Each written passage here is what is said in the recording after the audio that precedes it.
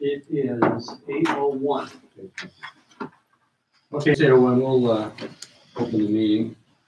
And we'll start with a roll call. Rich Reader, ex officio. Bill Spence, member. Terry Waite, member. Wendy Rathbury, member. Bill Larson, member. Okay, we have a forum. And we'll dispense with the reading and approval of the previous minutes for the time being, pick them up after the public hearing, since the public hearing was advertised very well. So I'll open the public hearing, and the reason we're here today is to go over the amendments proposed by the planning board to the zoning ordinance for the town meeting in March.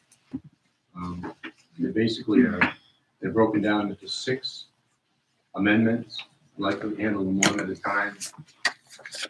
The public notice and a copy of the amendments have been available at town offices, on the website, and a couple of other places. So I think we can distribute they could have been reviewed.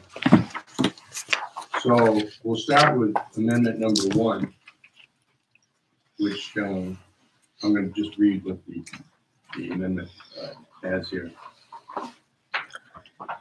The zoning ordinance with current language showing proposed amendments number 1 and number 2, parts A and B. Amendment number 1 would make minor modifications, corrections, clarifications, and updates through the zoning ordinance. Anybody have any comment on amendment number 1 from the public? Bill, good to have you back. Terry, I think that's such a broad thing. It's really hard to address the changes. I don't know how to cull through, for example, my comments to address those things that you think are minor. Okay, those changes are listed in here. Did you have some specific? They're listed where? They're Well, listed in this draft right. from 9/19. And if you go through and look at all the changes, it's not my opinion that they are minor modifications, corrections, clarifications. In the public hearing document, they're in italics. And what was posted for public hearing, And this is what was posted, I believe. I think we each brought a few copies, but they're in italics and what was posted. And I don't think any of your comments related to any of the material that's in italics for amendment 1.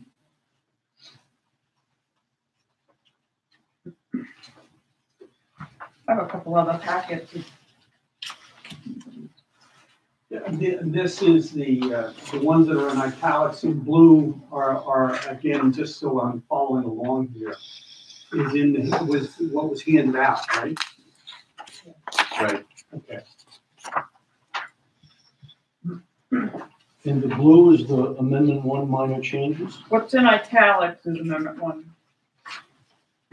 Some that's being struck out, it's in red. If it's new language, it's in blue. I think it's explained on page 1. Language proposed for addition is shown in the double blue underline. Language proposed in the red for deletion. Italics for the changes.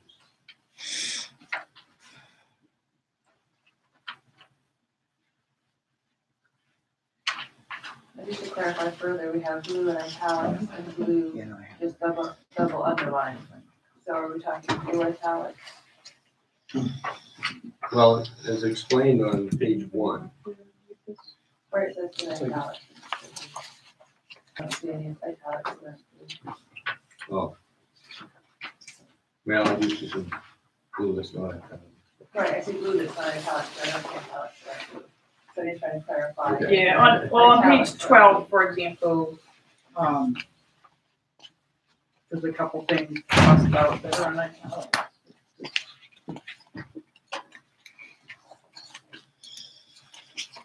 Did you have some specific? Does the planning board even know exactly what you're talking about here? I mean, this is absolutely totally confusing, I think. Well, the changes that we've gone through are listed pretty clearly, I think, on the posted document. Okay, can I ask you to go through them at this meeting, since it's a public hearing then?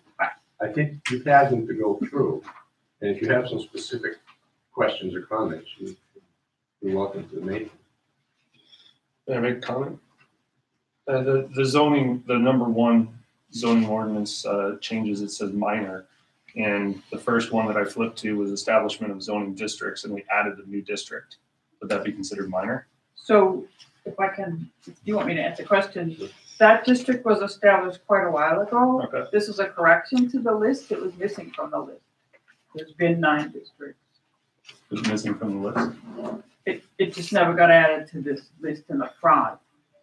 It never got added to the The list. Snows district already exists. Oh, it already did exist. It already in other- did exist. It's a correction. Okay, That would be I just would considered urge the an board to say substantial changes, and these are I fairly don't- substantial. I don't, in my think- opinion, what I did and organized it. So the board has been reviewing the amendments since, I think we started in May, the process, all in one document. And that's what you have, Bill, for the purpose of town meeting and the hearings. It was organized into separate amendments so that people could discuss them separately, could favor one but not another. And amendment 1 is everything that's not substantive. It's not changing anybody's use of land if it's in amendment 1. It's corrections like adding something to the list that was created quite a while ago. Would it help clarify if we do just quickly flip through page by page and highlight, like, you know, it's the definition of church. Just throw it in there because we're on page. It's, you know, clarifying the name though. It's a lot of it, I think, is clarifications that we just, as we were reading through, felt like needed a bit more. Well, it's in blue and, or red, Blue and tell, or italics. right? I'm happy to go through them quickly. That's helpful. Fine. So on page 3, again, Article 2A, there are 9 districts. This table was wrong. So correcting that. First line of zoning maps below that. That district isn't shown on the map, but it's described in the ordinance, so that's another correction that should have been made when the Snows Martin district was added. Can I ask a clarifying question though? Because it gets to 9 by, I know that we have a Snows Mountain special zoning area. Would that be considered a district? Yeah, it's not really looking like an overlay district.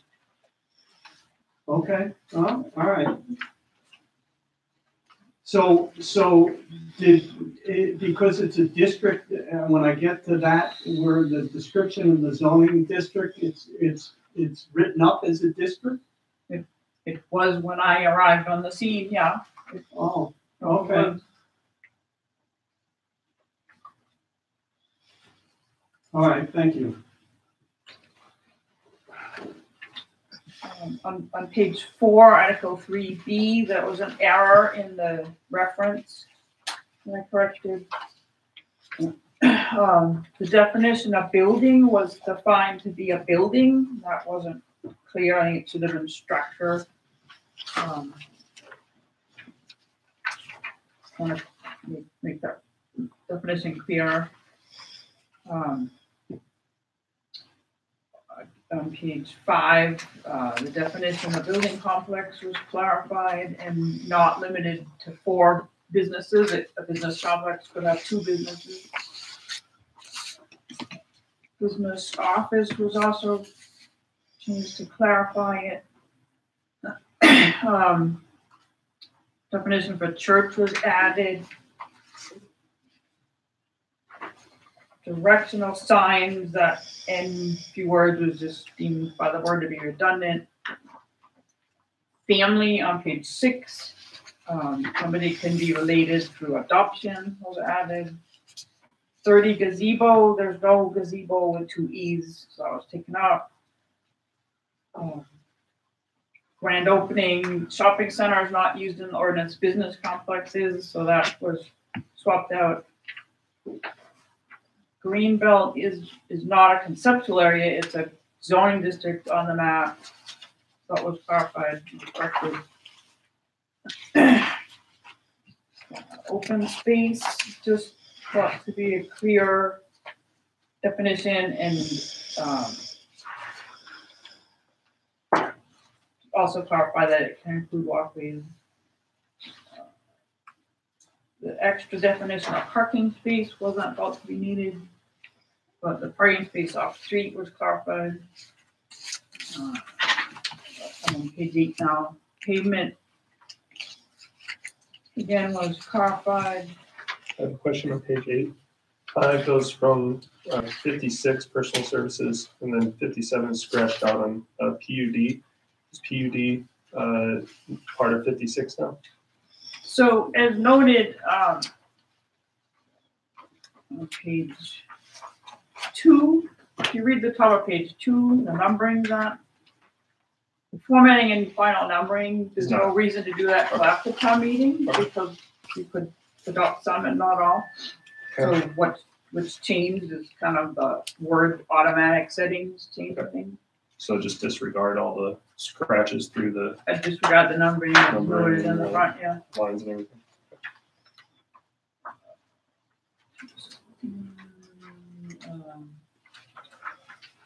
Playground, the word non-commercial, especially the children was added. Principal building. The definition was just clarified. Principal use was added, because that hadn't really been in here. Professional office was expanded.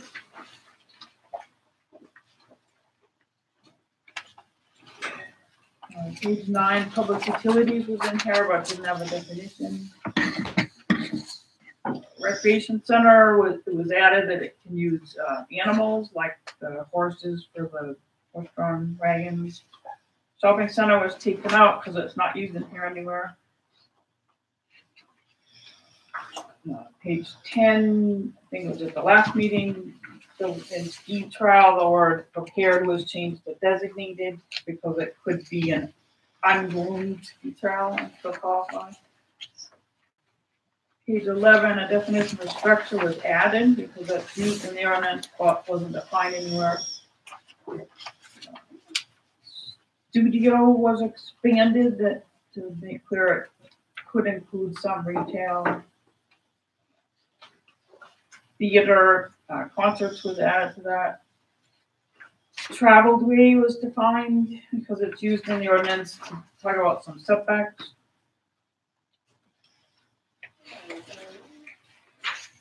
Page 12, the word residential was taken out because that's just not talked about that anywhere else like that. The ADU was added to just clarify that when you say the 2-family residential unit, that's what usually talked about as an accessory dwelling unit. Took the notation out of home occupations because it's not done anywhere else in the ordinance that you're cross-referencing someone to everything that applies. What they're doing. I don't see anything on page 14. Page 15, lot coverage is just the editorial team. And single family dwelling on a building height. That was something that a board member brought up recently that the ordinance had been saying that you had to have a 3-story tall, single-family dwelling, and it meant maximum. Correction. Don't see anything on page 16. 17, again, we insert the word maximum.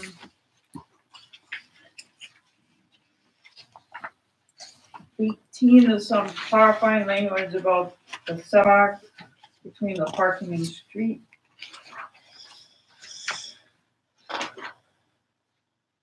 Same on page 20.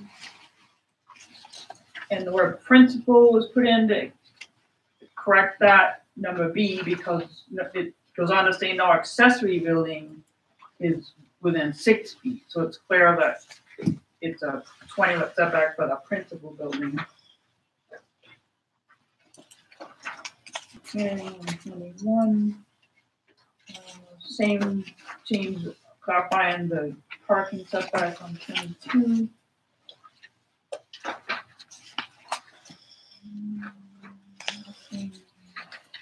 Same on 25.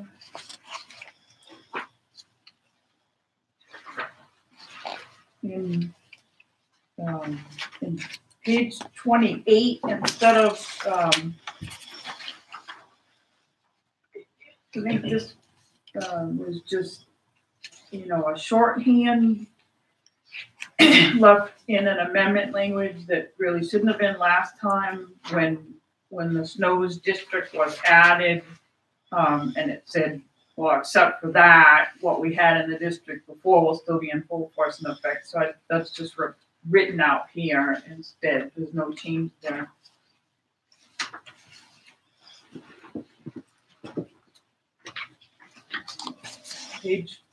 Bottom of page 28 is just clarifying language on the setback. Editorial change on page 29. Clarifying language on the bottom of page 29.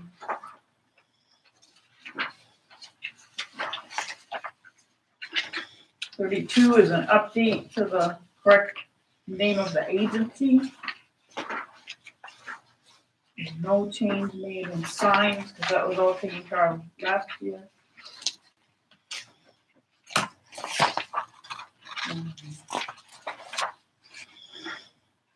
37, I guess the board could decide to put this in amendment 2 or another one. I guess this is a substantive change. Changing the architectural modification from the select board to the planning board.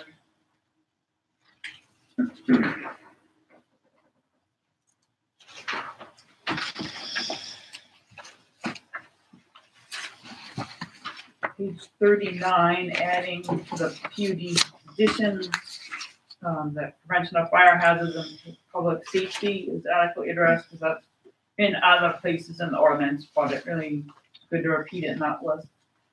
And clarifying language at the bottom of that you can't just dedicate land to the town needs to accept it.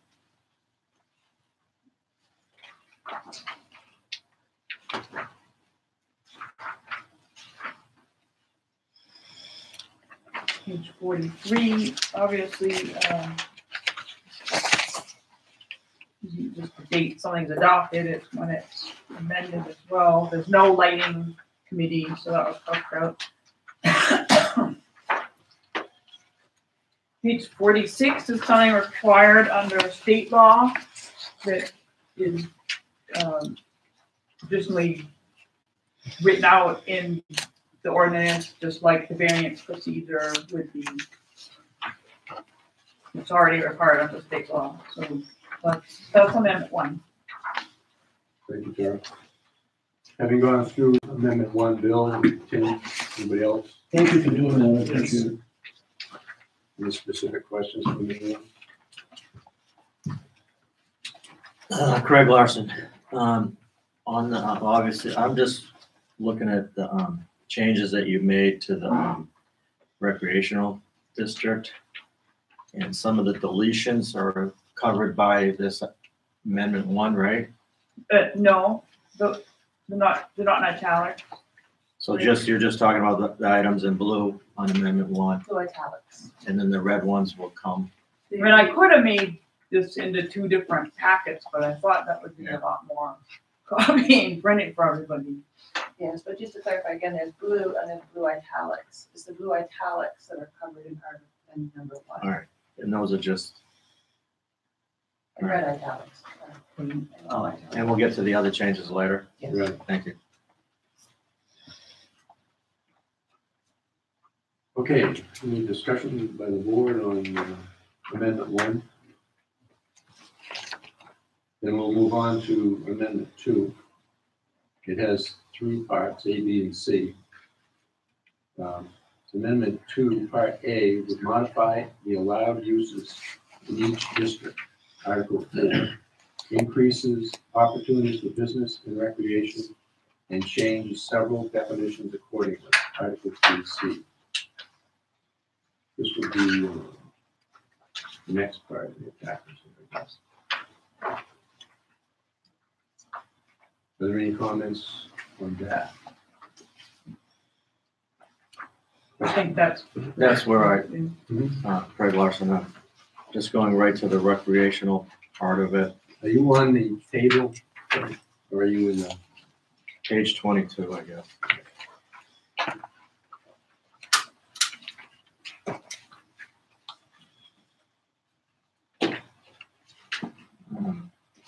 Looking at it quickly, number 10, the multifamily dwellings on upper floors. I can see that being tweaked. I just didn't want recreational to be, residential to be eliminated. I'm not, I don't know where you're looking, I'm sorry, I thought you were talking about the recreation district before. Yeah, page 22, is that? Green belt.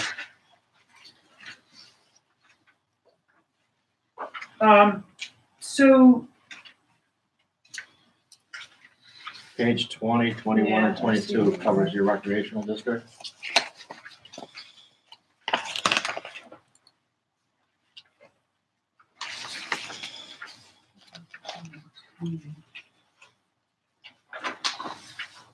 and I think the reason that the board, I don't mean to answer for the board, but retail stores, restaurants, and offices aren't allowed in our recreational district. So I'm So, looking at, if you, you're looking at number 10 on page 22. where it says multiple family On dwellings, upper floors and buildings that include retail stores, restaurants, and offices, but retail stores, restaurants, and offices aren't No, but I think, allowed uses in the recreational district, so. well, not as a principal use, but as the principal use, the principal uses are allowed to have retail stores, restaurants, and offices. So I think that's what the intent was for the original zoning bylaw. So if you look at what by right, you're allowed to have stores, pro shop, let's call it, restaurant, clubhouse, let's call it, offices, obviously administrative, are especially permitted, and then you're allowed multiple family dwellings on upper floors.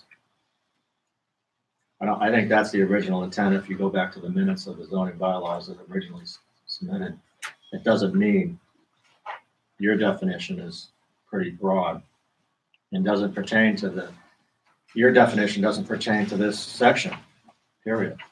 So if you go to what the definitions of, because you're allowed restaurants, lounges without drive-throughs, and retail stores, it says right on number 3, accessory by right. So I think that's where it goes back to.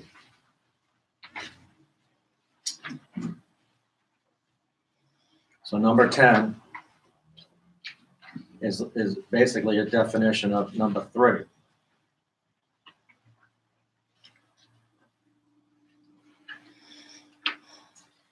I guess I'm here not to dispute number 10. I'd like to tweak the residential portion of it.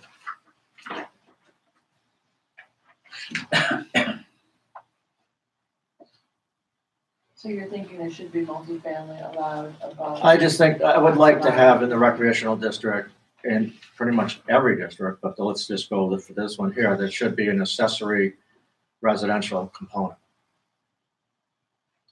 However you define it, or however you, And Control what would your thoughts be on that? I mean, limited, how would you propose? well, it'd have to be Accessory strictly an accessory use. It'd have to be an accessory use to the principal use. And it can be defined by, size if you wanted to. It also could be defined, or at least permitted by, this board here. You could offer a special permit by special permit, right? So, I just don't want to eliminate the residential that's already in there.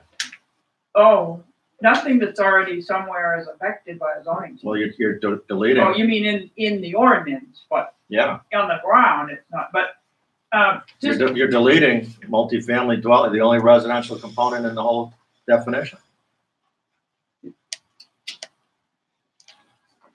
What do you think? I just want to tweak it. I don't want to, and there's some other tweaks in there, but that's not the big one. so just for the board's, I want to bring to the board's attention, Bill had made the same suggestion that, that where you have dwelling units above the ground floor as accessory in the village commercial and commercial one, that you consider adding that in the special civic and recreation district as well, so that it's on, could be on the upper floors of anything. I'm not, yeah, I don't think that makes a lot of sense too much in the recreational part, but it's the same. The concept is you want to encourage residential dwellings more so than commercial, in your zoning bylaws, at least in this town. It's not New York City. And, so in the only portion of the recreational zoning district that even mentions residential component is that line number 10. And when you delete it without replacing it with anything, you're eliminating entire use that was originally intended. And all I'm saying is I don't want to eliminate the entire use. I just want to tweak it a little bit.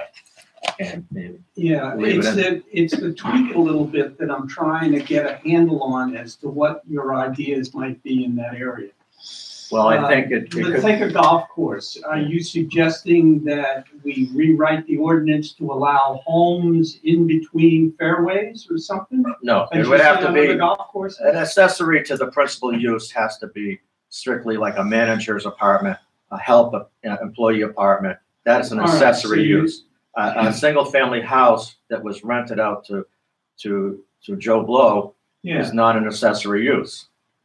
And also, if you want to further put a little control on it, you would have it, it would be an item that actually accessory use that is in the ordinance that is permitted by a special permit from the planning board. That way you have control every time something was proposed.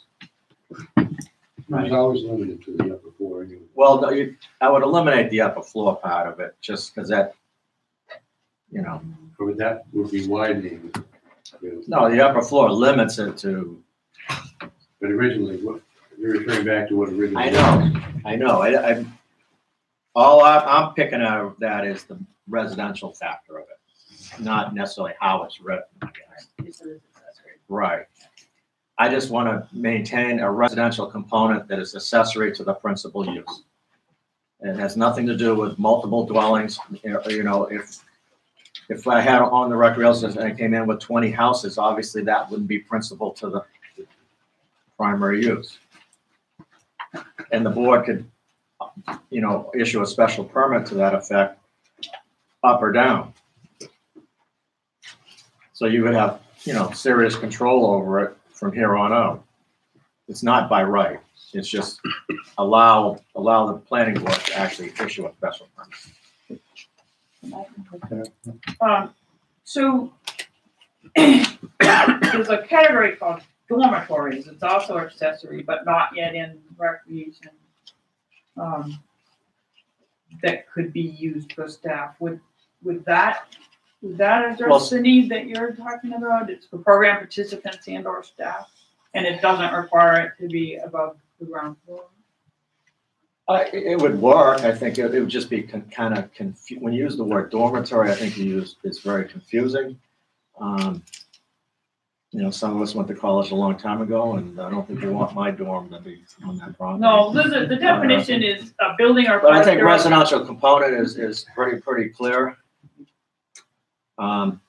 If it did it by special permit and you came in here and said, I want a 20-room house with 20 bathrooms and 20 individual doors, that's obviously not a classical residential dwelling. Right, I think the only issue with dormitories is specify 8 or more occupants. And I think what Craig's talking about could be like a manager, like 1 or 2 people. in the corner. Right. I think that's all I'm looking for. And I'd be obviously willing to do it by special permit.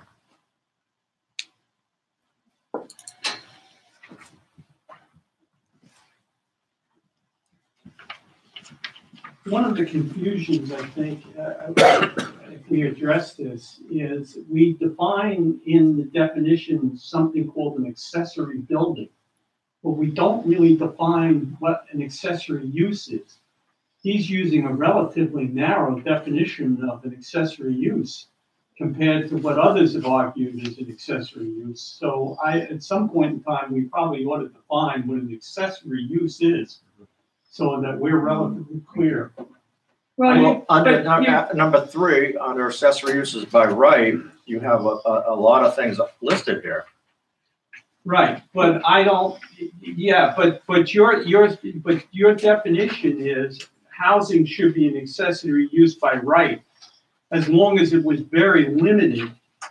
And I would just, so therefore, by definition, all those accessory uses is very limited? Or, you know, once the principal use of the thing is established, such as a golf course, can you have, you know, as many accessory uses as you want? I would suggest that under number 3, that all these items be subject to a special permit. All of them. Well, Because that's what Bill said. The plan was not really, there's nothing in the state law that lets a planning board do that. It would have to go to the zoning board for express acceptance. Right. Well, yeah, whatever the but control, okay. you can make this, you can definitely make the planning board, the controlling board, under any of these items. No, it doesn't Oh, really yeah, you fall can. under 674-21. You can make the planning board or the zoning board the controlling board. You can pick and choose however you want. Many towns have done that. You can if it falls under 674-21, but I You're don't wrong. think that would qualify. But Bill, you do use the language, any other building or use on the same site with the principal use, incidental and accessory thereto, and necessary for the operation of the principal use. So you really do, you have defined. You have defined it And in where are the, you reading from? it's how you list, it's how you describe accessory uses in every district right now. And if you look at recreation district, 3, what's now listed as 3D 21. That terminology is listed in every district. Every district. So, that's what I was wondering when Craig was talking, why isn't what he's thinking of covered? So what, I'm still confused. On page 21, I see accessory uses by right, and then there's a list. Where's the definition? Oh, Well, the only thing, Rich, is on number 3D, it's you know, without spelling out residential component, it'd be up to your interpretation. It would be hard to defend, actually. okay. So who's you have to interpret necessary. Well, Very if difficult. D is the definition, then why would we make even a list? It says any other. And I always interpret it to mean if you can make an argument that what you're doing is necessary to the operation of the principal use, it's allowed. It doesn't matter whether we got a list or not have a list. So why do we make a list? Because the other things in the list aren't necessarily incidental to the use and necessary. They're additional things. You're saying Oh, okay. If it's necessary, like it's the equipment shed for the golf course, Right, no brainer. But you might not have to have, a chapel. church, Right, Right? okay. But you're saying you can have that chapel if it's accessory to something else. So you're saying all these things and anything that's necessary okay, and typical and not, the other things in the list are more like principal uses. well, they're not, but, right, but they can only be there If they're accessory. if they are an accessory to the principal use, right? Yeah, Right. okay. But they're things that were more typically be thought of as principal uses. Ray, Okay. could you, I'm not quite sure I understand why you say that 3D would not cover, Well, it would today, like we're talking about it, you and I are talking about, we're all talking about it right now, we're kind of agreeing, 6 months from now, and if the board totally changed, they might have it, I'd have to make that argument Yeah, sorry, that, we're that locked what's in. necessary, I mean, we already, not to put fingers anywhere, but, I got piles of dirt, some people didn't understand why that's necessary. And I have to sit here and explain that compost piles are necessary. And somebody else's interpretation is why do you have them? And I don't want to make that comment every 6 months. So I would like it at best, I agree with Bill, D is actually pretty broad. As long as I can make that argument all the way to the Supreme Court, I think I could win. But I think it's not a good idea to do that, but that's all right. I would like to put a residential component somewhere in the accessory by right. I want to ask a question. Would adding an accessory use definition that includes a caretaker or manager apartment address that concern? Yes.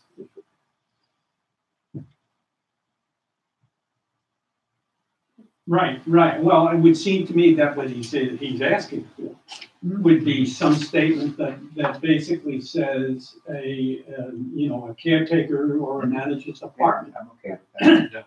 No objection. I think that's makes sense. I believe that's what the original number 10 was. Okay, yeah, I know. Any other comments from the public on that item? On the article, Well, number 2. Amendment to A. In particular, right now on Greg's. The other thing is, do we get rid of water parks in here? Or? We did. We did, right? Okay. Okay, any other questions on amendment 2? Amendment number 2 is all of the changes to the accessory uses and Right. special All of exceptions, these, correct? yeah. Yes, lots of comments, and I outlined them in my letter. There are multiple. Did you want to go through them? I don't need to go through everything. I don't have the time, unfortunately. But Bill Cantlin outlined quite a few on September 20th, as I outlined in my letter. I believe he outlines all of major concerns that I have, but also the specific ones, the ski lift, aerial transport lift being number 1. It definitely is not a ski lift. It's an aerial transport. So if we are talking about the same thing, I want to be clear there. Are we talking about the same thing? Ski lift versus aerial transport. Aerial transport meaning encompasses. Well, ski lift is specific for skiing. An aerial transport is public transportation. Those are 2 separate definitions. Which one are we talking about here? Public transportation. Public transportation. Okay. In the amendments that we have here, we have specifically called that out in multitudes of ways in all districts, correct? As being used by special exception, correct? And why did we do so?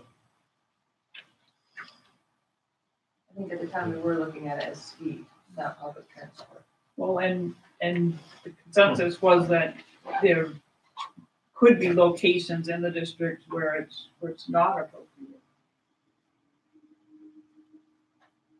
What did you specifically, relative to the concept of an aerial transport, where are we allowing it? So you're allowing it as Special special, exception, you're allowing it in every district.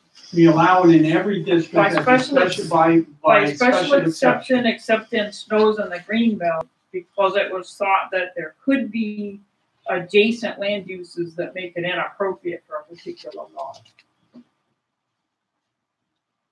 I cannot remember the boundary of Snows, but isn't the terminus of the ski lift actually located in Snows Mountain area? And so it's permitted in snow, Oh, it's permitted, yeah, okay. permitted in snows on the green belt. But special exception where there would be other land uses adjacent.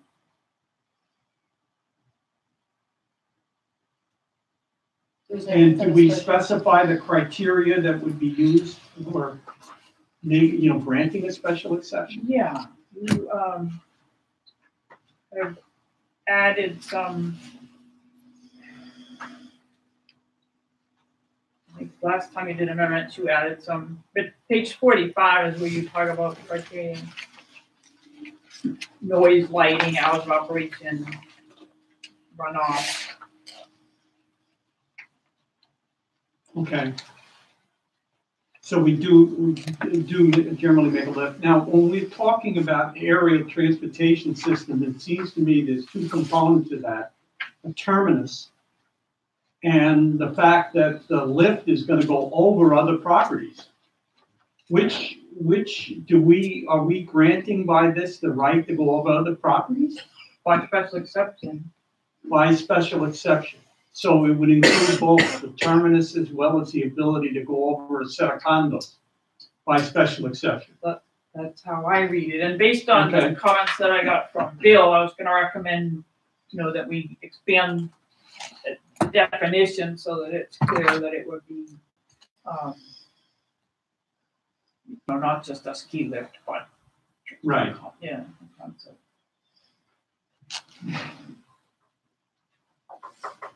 And what's the problem with using a use by right? I think it has something to do with landowners, and the feeling that it would create, and perhaps even how it would affect the value of property over which the aerial transport was traveling.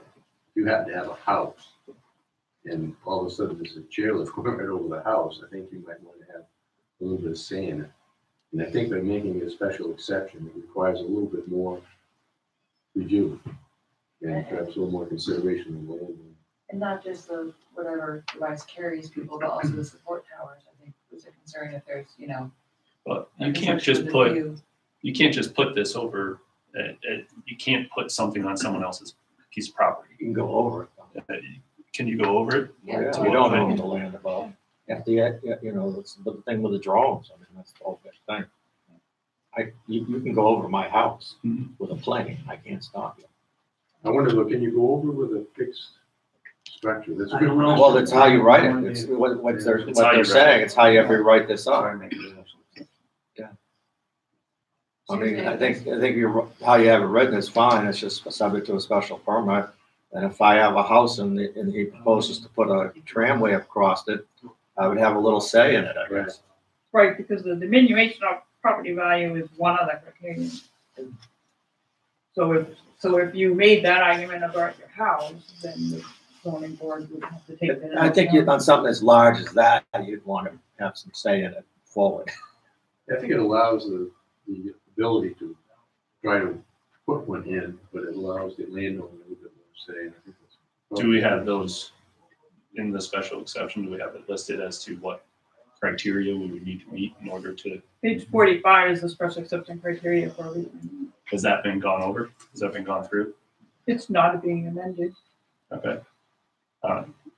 May I make a suggestion that if we are going to amend that, we definitely need to see what special exceptions need to be? Speaking as one who's been through that process. I think the special exception, I think it was expanded last time, I didn't know. When you added more details. Bill Joseph? Yeah, I think the granting of special exceptions, you can argue all of those criteria so easily one way or the other. And depending on how you feel, you can believe that it's negatively impacting a piece of property or positively impacting a piece of property. I think those criteria are all really, really subjective and arbitrary. And I think that if there is ever an opportunity to have an aerial transportation system linking the village to the mountain, it would be a game changer for the whole resort. Economically, it would be an incredible boost and incentive to some of the development that we'd like to see happen. And make no mistake, that there are a ton of hurdles that would have to come over to ever see that happen.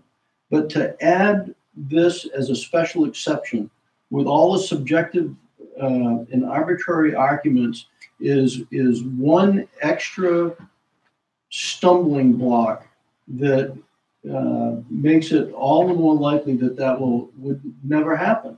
And I think instead of making the possibility of that game changer less likely to happen, we ought to try to see what we can do to make it more likely to happen. And I think you can the planning board frequently takes all the same considerations presented by property owners and abutters as you do in a special exception. And I would really, really encourage you to make it a use by right in these zones. I think it's critical and would make a huge difference in the possibility that it would ever happen. And it's just a possibility that it would ever happen. So you think across every zone, it should be used by right, even though. Well, you can look at the alignments, potential alignments for this thing, and you can look at the zones. The problem is the planning board has a history of changing zones. You know, HDR zone becomes LDR, village commercial becomes HDR. You know, you've tried to make zoning consistent with uses. So I get nervous when you say what the zones are and then the zones get changed. So, you know, I mean, there's some places it'll never go. There's some places where it might possibly go. But I think in conjunction with creating a definition for this aerial transportation system, that I really don't see a problem with it being a use by right. You folks understand all the criteria. You folks listen carefully to abutters, and you folks make good decisions. So I don't see a reason to go to the zoning board of adjustment. And I've been to some of those meetings, and they are long, torturous, and they're frequently very, very subjective. But what you're calling subjective is the power of the board that you are in front of at that moment. So both parties have to make their arguments. I mean, that is why the boards exist. And I would also question your use of the word arbitrary, because it's specified what is meant by a special exception. What are the guidelines we're supposed to take into account when considering a special exception? One of the problems in my experience with the ZBA is they meet so infrequently that every time you go before the ZBA, it's like a training session. You know, and half the members have never been to a meeting before and are a little confused as to what it is they need to do. So I think we should just take that into consideration, that about our ZBA just doesn't meet all that often because there's very few issues that come up. And Which is good. I'm available for ZBA training, but, But that's a governmental function. Yeah. That's a problem. Well, yeah, right, but it's a real problem. I think the key difference between what's proposed in here and what Bill's asking in talking about the planning board, when the planning board has it for a site plan review, you don't get to say, no, it's not an appropriate place for this. Right. That's why it would go to the ZBA, they would say, yes, it's an appropriate place for this. And then it would go to the planning board to work out the fine details. But the planning board doesn't, by that point, get to say, no, it's not an appropriate place. It's going to take away the value of these three homes. And typically in a ZBA proceeding, the burden of proof on property value is on the abutter. it's not on the applicant to show they're not gonna reduce property values. If you're an abutter, if you're a property owner objecting, you need to actually have expert, research into that. You can't just go and say it's gonna reduce the value of property and when it wouldn't hold up.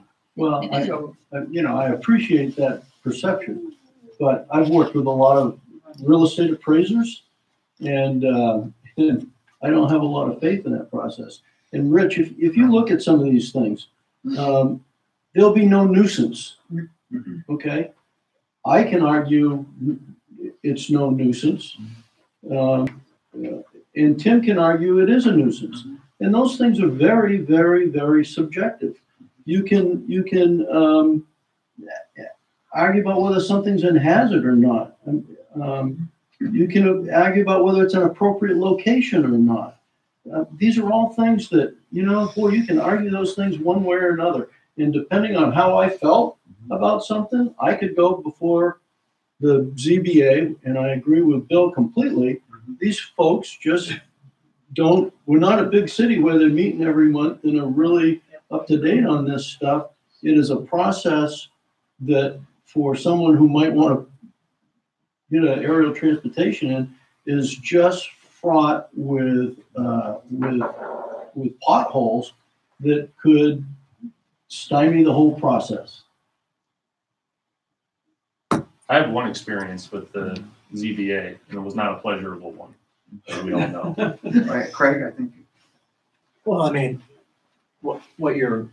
I think you guys might have an idea of where you want to put the aerial in. Maybe you should look at the map and see what it was affected directly, because some people it might not be totally directed. But I think to cross people's private property, you're hinging on property rights. I mean, I have constitutional rights to enjoy my property and quiet enjoyment. It's written first line in there, and it could potentially get way out of hand, or it could be very minor too. I mean, you'd have to prove that fact. I'm sorry to interrupt, Craig. Since we're talking about aerial transportation, why wouldn't it be under transportation utilities or public transportation terminals are permitted in VCC1 and we're proposing special civic? Well, I think those are, if you look at the zoning, the state, the aerial tram, we're talking about municipality stuff, not necessarily private enterprise stuff. The utility companies have the right to put telephone poles down the road if they want to provide service. That's what the utilities do. Northern Pass had the issue. They have the right to bring power in, and they've had to address that nuisance thing, and they've had to bury some lines. No, So it has to do with that kind of thing, municipalities. I think if I were your zoning administrator, I'd view the terminus of the lift being permitted, but the aerial part and tower. Yeah, Well, can't we expand on this? I mean, if we're talking truly public transportation, I mean, we all want public transportation. On public property. Well, I don't We want still have a the bus. issue of it going over people's homes. I don't want the shuttle bus going down the cop town. So public transportation is strictly public property. See, if you have private property, you can stop public transportation from right. going You through don't there. there isn't a right to No, put a terminus for public transportation on your property. Now, you can put it on your property, but it's by agreement of the owner. right. It's not by right. That's what I'm saying. So Yeah. don't confuse the two. It seems to me in the definition somewhere, first of all, I noticed we don't have a definition of an aerial transport system. If those are the words we're going to use, we ought to define whether it's just the terminus or whether it includes the lines. And then you got a whole host of issues, including, I'm not clear at all what the state law would be. It seems to me that going over someone's property, there's a difference between an airplane and being 300 feet off the ground. But maybe there's not. Maybe to the state, they're the same thing. That's a structure as opposed to. Well, I'm literally talking, there's no structure on your property. All you're doing is somebody's got a line in the air. That's a structure over your property. Right.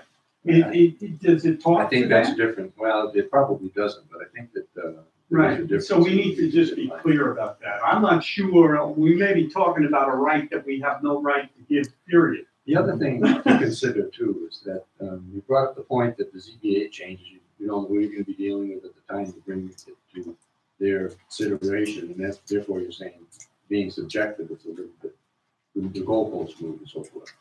But neither can we be assured that the developer that's going to put in or consider this is going to be as conscientious as you are, and as conscientious as, or as has the town in mind or the best interest of Waterville Valley. So it works both ways. So I think the special exception does address that issue pretty well.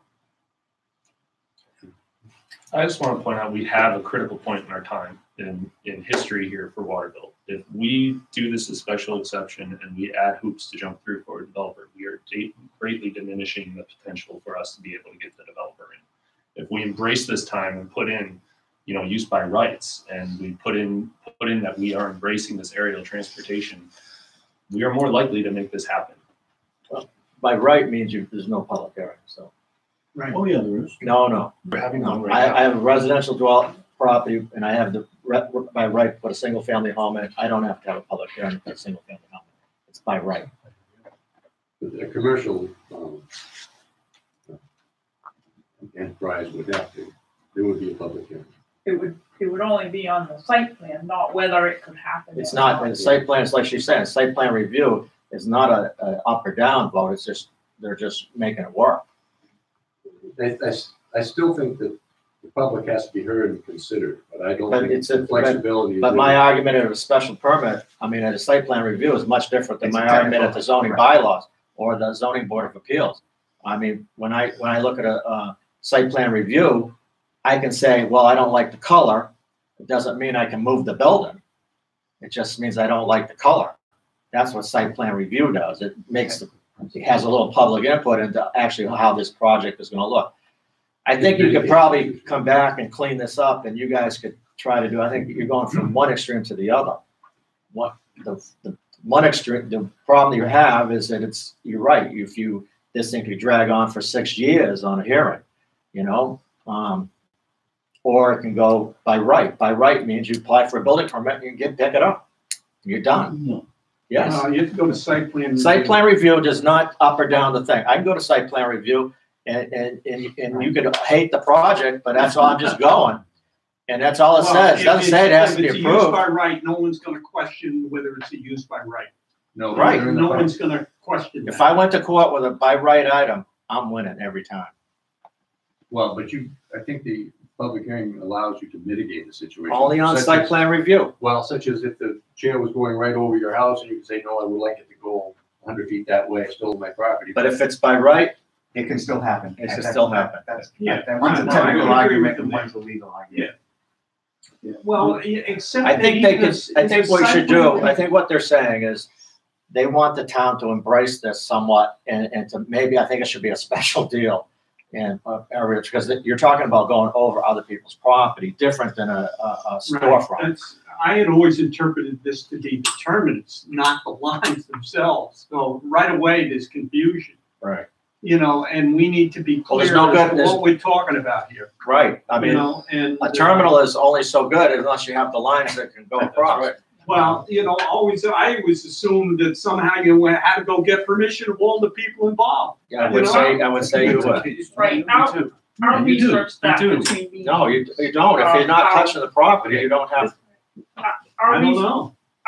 I'll look into that between me Yeah. of who regulates the airspace at what. Right, and then what I, yeah. And right, I it's mean, not gonna be under state law, it's gonna be under federal. precedent, really, I mean. FAA runs the airlines. Well, Okay, for does anybody planes, else have different, any other input on this item? Other than the aerial transport, we do include under accessory use, we have wind, solar, geothermal, electricity units. We could, argue these same points on those. I did also That is a notice Special exception, you mean? that is under accessory use by right. We could argue a lot of these same points on those. Those are not nearly as critical to the success of this town as an aerial transport lift is. So I highly encourage you guys, you've heard us out, you know what we have. I highly encourage you to redefine that for 1, for 2, to really look at where you want to take the town and how we want this to proceed. We are having a public hearing now. We are making the decisions now. We are putting this up to a public vote now, whether we want to allow this use or not. That is this big, large sticking point for me. Number 2, I noticed, and it's just a question for you primarily. I noticed in 5 special exceptions, number D is also under accessory. And what page? Sorry, it's under the recreational usage again. Which is 21? For civic districts, it's under the same one. Recreation, The recreation uses. okay. You have under special exceptions, the special, what was it? Sorry, let me get back there. The biathlon, the special venues Right, for these are courses. New categories being added. Number D, correct? Skill venues, C courses. and D are new categories being added. Okay, so Things that are occurring already that would need a special exception. that haven't actually been allowed, but we're trying to make sure they're covered. Okay, so under route used by rights, what is it, J? Skill venue courses such as archery, target shooting, biathlons, and the like. Those are the same, correct? And then also civic centers, churches, N, under use by right, is also by special exception. Right, so I think that's a mistake. The last board meeting moved that to special exception. Okay, why are we moving biathlons to special exception? We There- host one. These are, I think the board needs to clarify which category those are going in. Obviously, I wasn't. clear. This is, we're on page 21, right? Yes. And one of the questions is that civic centers and churches are listed twice. No, No. that I accidentally have special recreation and entertainment events and skills venues and courses in Special exception and fall. use by road. Somewhere that's gone wrong. Okay. Yeah, well, I just noticed that civic centers and churches are also listed twice. Yeah, something's wrong in there. I just want to alert the board that we do host a biathlon. We have paintball biathlons. We've had those in the past. We continue to do those. If that's a use by special exception, it's going to be a The board's been working with Long the table, conversation. and that was my error in, Okay, so it's not an error. so Kind of going back to my notes, what this is saying is, if they're accessory, they're by right, but if they're a standalone thing on a property, then they need a special exception. So that wasn't an error. They really are so both categories. accessory If is it's fine. accessory, no It's- problem, but if it's gonna be a standalone principal use, that needs a special exception. Okay. That's gonna be clearer when these lists are faced with a table, and that's the problem with having Okay. these lists. Got it. Got it. So civic centers, churches, and the so forth are under both also because Yeah, one's right. accessory use, one is Right. use by right. Right, Got it. correct. So that Um, they really are both. And just to not beat a dead horse, but I think we heard in those times when I was in front of the ZBA, we have a lot of support for horses in this valley. We have horses on the stairwell all the way down. Can we address that issue and make that an accessory use? We tried to address that issue in, thought we did that in the definitions. Excellent pun, by the way. Thank you. Glad somebody found some humor in there. It could be added to other definitions. Right now, it's at recreation center, may include the use of animals for recreational purposes. That phrase could be added to other definitions identified by the board. so you're suggesting taking it out of special exception, raising and keeping an animal? No, Oh, okay.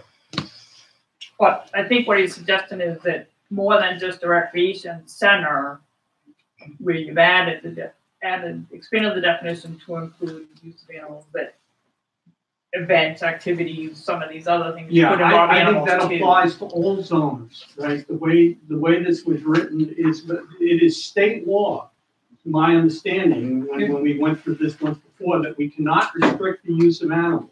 So What that's we not, do is we say, you gotta have at least 5 acres, and you gotta follow GMPs. You can amend the first 5 of all, acres. you misunderstood state law. You don't need to allow it everywhere, but we're not talking about That's not what the town attorney said, But so we're I not- just wanna be careful. we're not talking about agriculture. We're talking about use of animals related to recreational activities. And your definitions right now are a little bit narrow on that. We're not talking about agriculture. Okay, we were just responding to the attorneys that you cannot ban. We used to have a rule that said you can't have animals, period. And the attorney said you can't do that. It's against state law. That's true, I'd agree with that. Right. That's different than, but this is totally different. yeah. And I Okay, think As long as to we clarify address- Tim's, just as long as we address the fact that you can't have a cow on your property unless you have 5 acres of land and you get a permit. well, I think what he's saying is that if, where it gets confusing is. I don't care if it's for Jay. recreation or not. But that's where the state definition comes in. What I think the town attorney was talking about was the state definition of agriculture. If you don't define agriculture, then it defaults to the states, which includes animals. You can articulate it yourself, what town attorney was probably talking about was if you don't. I But think right now, we're talking about recreation, not agriculture. Right, I think that we could probably solve the problem under J, where it says all agriculture uses except raising and keeping animals. I think you could put in stabling of temporary animals somewhere in there as a by right, and that would solve, because you don't want to go back to pursuant to Well, there RSA was another 21-34, piece which calls for the 5 that I'll- acres. That I'll just bring up. What? Which was, the way it's written now is, You there have is a thing called the state GMPs, good management practices on keeping of animals. Right. And Right. we said, you've got to demonstrate that you meet the GMPs. That's the only thing you have to do in a special exception. But but they are very strict about concrete pads in the winter and all kinds of stuff. Well, that's a and cleaning different, up. that's a licensing thing. So, It's but not a under, license, No, but well, the it's zoning doesn't get into licensing. So, I think under uses by right, if we change J, where it says all agriculture, we would maybe stabling of animals on a temporary basis and define temporary to 3 months or something like that would satisfy what Tim's asking about. It would allow us to have. Stabling of temporary stabling of animals for recreational use, whether it be by right or accessory to the principal use, which gets kind of messy, but I think it should be under J. Yeah, but someone's gotta clean up after the animals. We've had this issue before. Well, you can say that about every use in the recreational park. We have to clean up. You can incorporate the best management Okay. practices in the All zoning right, by that's fine. reference. Yeah. And representing the zoning board of adjustment, as I recall, there is a piece in the state law saying you will follow the good practices as provided by UNH's agriculture department. Well, yeah, I mean, Very, very that's specific. more of a licensing thing. I mean, you can't zone speed limits. So you zone, so Well, this is, you could zone the animals someplace and Well, then be we're in not talking about violation of that. state law. I don't think that's what's being asked, right? We just want to be able to do a stabling of horses on a temporary basis. And not, I encourage the board to take comments, but not Yeah. allow the participants to be debating. I think it's just. Let's try that for a while. My comment is my recollection of the discussion at the ZBA referred to a state law that said if you're keeping agricultural animals, period, you will follow the guidelines as published by the UNH, big fat book, end of question. It's not up to you how big to build your stable. It's not up to you in the state of New Hampshire on how to handle agricultural animals. The state will tell you how to do it. Thank you. Something new, Bill? Yeah, well, I'd like to go back and revisit the aerial transportation system for just a minute and then ask a procedural question. Okay. There's a big difference between having a use by right in a zone and creating a right to do it. Those are two very different things. And I think we have to realize that when we consider if you want to make it a use by right or not. And I'm also 95% confident that an aerial cable with a lift on it that goes over your house is very, very different than a plane flying over your house. And I'm very, very confident that if this is ever to happen, some peace has got to be made between whoever's proposing to do it and some individual landowners, you know. And so I think that that's a really, really important thing to note as you decide how you want to handle this. Well, I think that we're going to be looking into that. Right. And then my procedural question is in this public meeting, you're taking all these public comments, and then you may or may not make adjustments to the draft that we're seeing to take it to a subsequent hearing in next month. And so the procedural question is, are you going to come back at the end of the meeting and address all of these issues that have been brought up now? Or do you take the question, for example, is this going to be a use by right or special exception? And does the board vote now on whether they want to, how they want this presented at the next meeting? I'm just procedurally, I'm trying to figure out how you move ahead on all these comments. It would be my thought that it's either going to be at this meeting after the public hearing or After, it's not a public hearing to, when we hear what you decide what to do?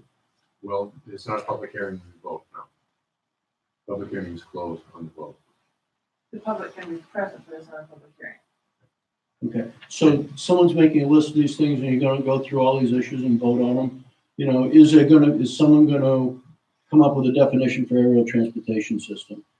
Is an aerial transportation system gonna be used by right or special exception? This is all stuff that you're gonna vote on after the fact. This is the stuff that will be voted on, yes, will be looked into. Okay, thank you. Anybody else have any comments or questions on Amendment 2A? Something different though. Yeah, I've got, the real big one of the real big ones here is in the village commercial zone, the elimination of single-family dwellings and two-family dwellings and two-family residential units. That's Amendment 3. We're on Amendment 2. 2A. Modify allowed uses. I mean, Right, that one's single been separated out of Amendment 3. I beg your pardon? That one's been separated out in Amendment 3. If you looked at what was posted for the public hearing, Well, I'm looking at it, but, I think you're looking at an old draft that has all the amendments in one document,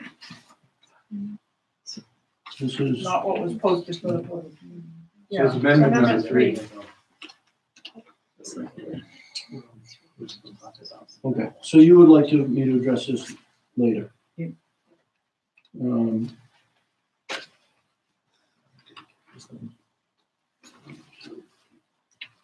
In the setbacks you want to, or are you only talking about the PUD?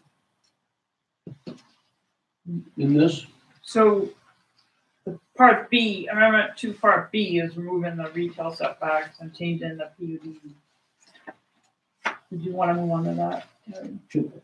So does anybody else have any questions on Amendment 2A or comments? So 2A specifically refers to more about the creation of the notion of a table as opposed to the specific entries in the table. No, Because that's where 2 and 3 overlap a little bit, right?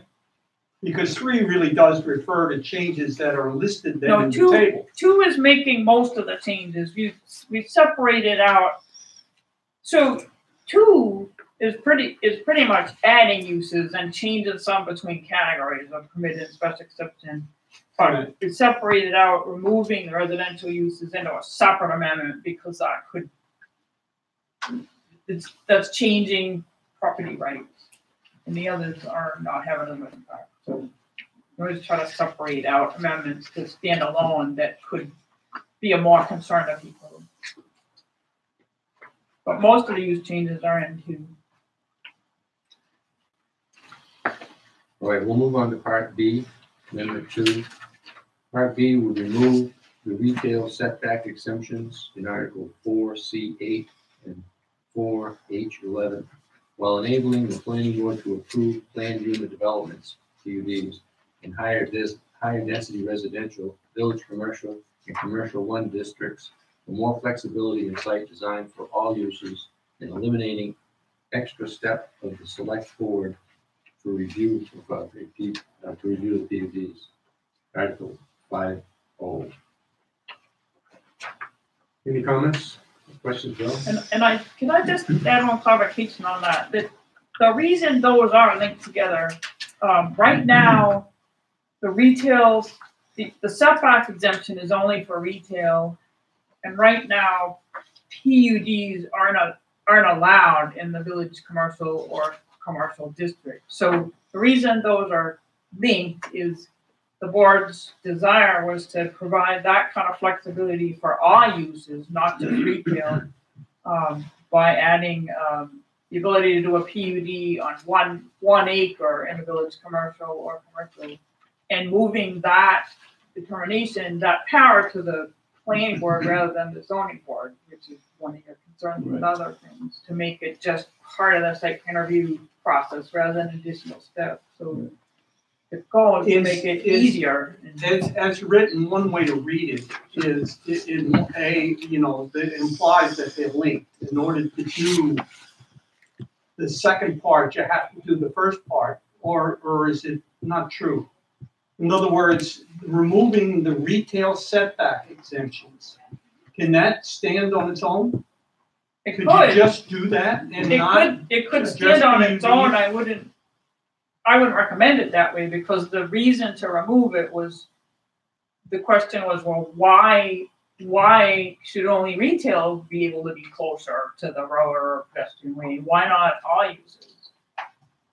So I think you'd be going backwards to just remove that and not expand the PUD ability to all uses. The idea is for the planning board to be able to have that flexibility to let it happen in a subdivision or like for any.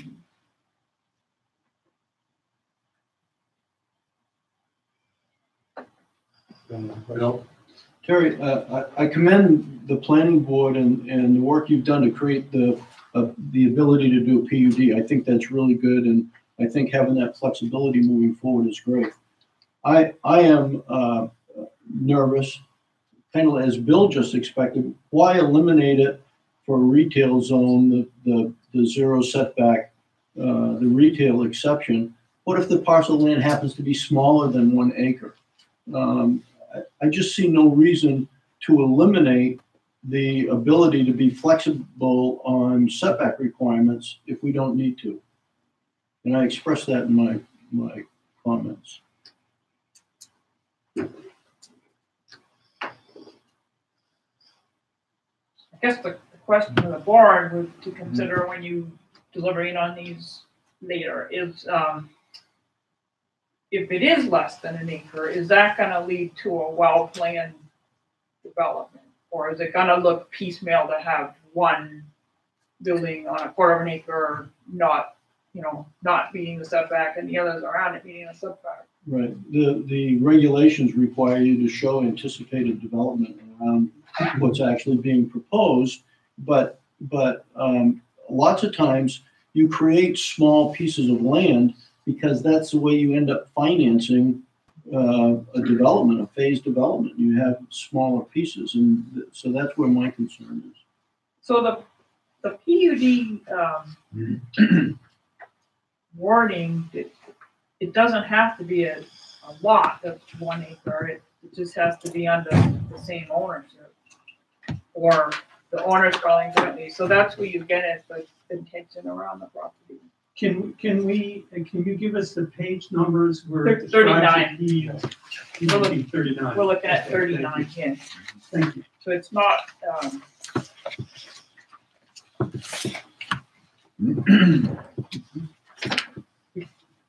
That language might not be clear, that could be something we could clarify and, instead of using the word lot. Be, Why restrict the size at all?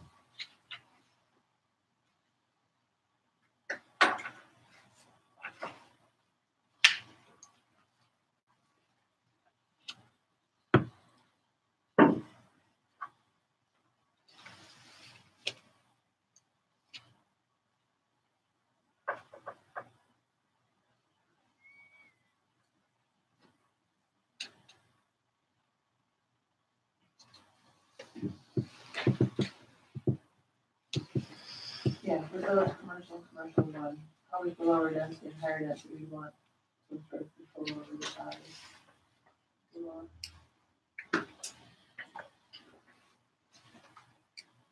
Is there, now I know there's another change here that moves the approval of process for a PUD to the planning board and away from the board of selectmen. Right. Is there any special application requirements? Not that- no, it would just be flexibility that the board can have during the site plan or subdivision review process. It would give the board the ability to,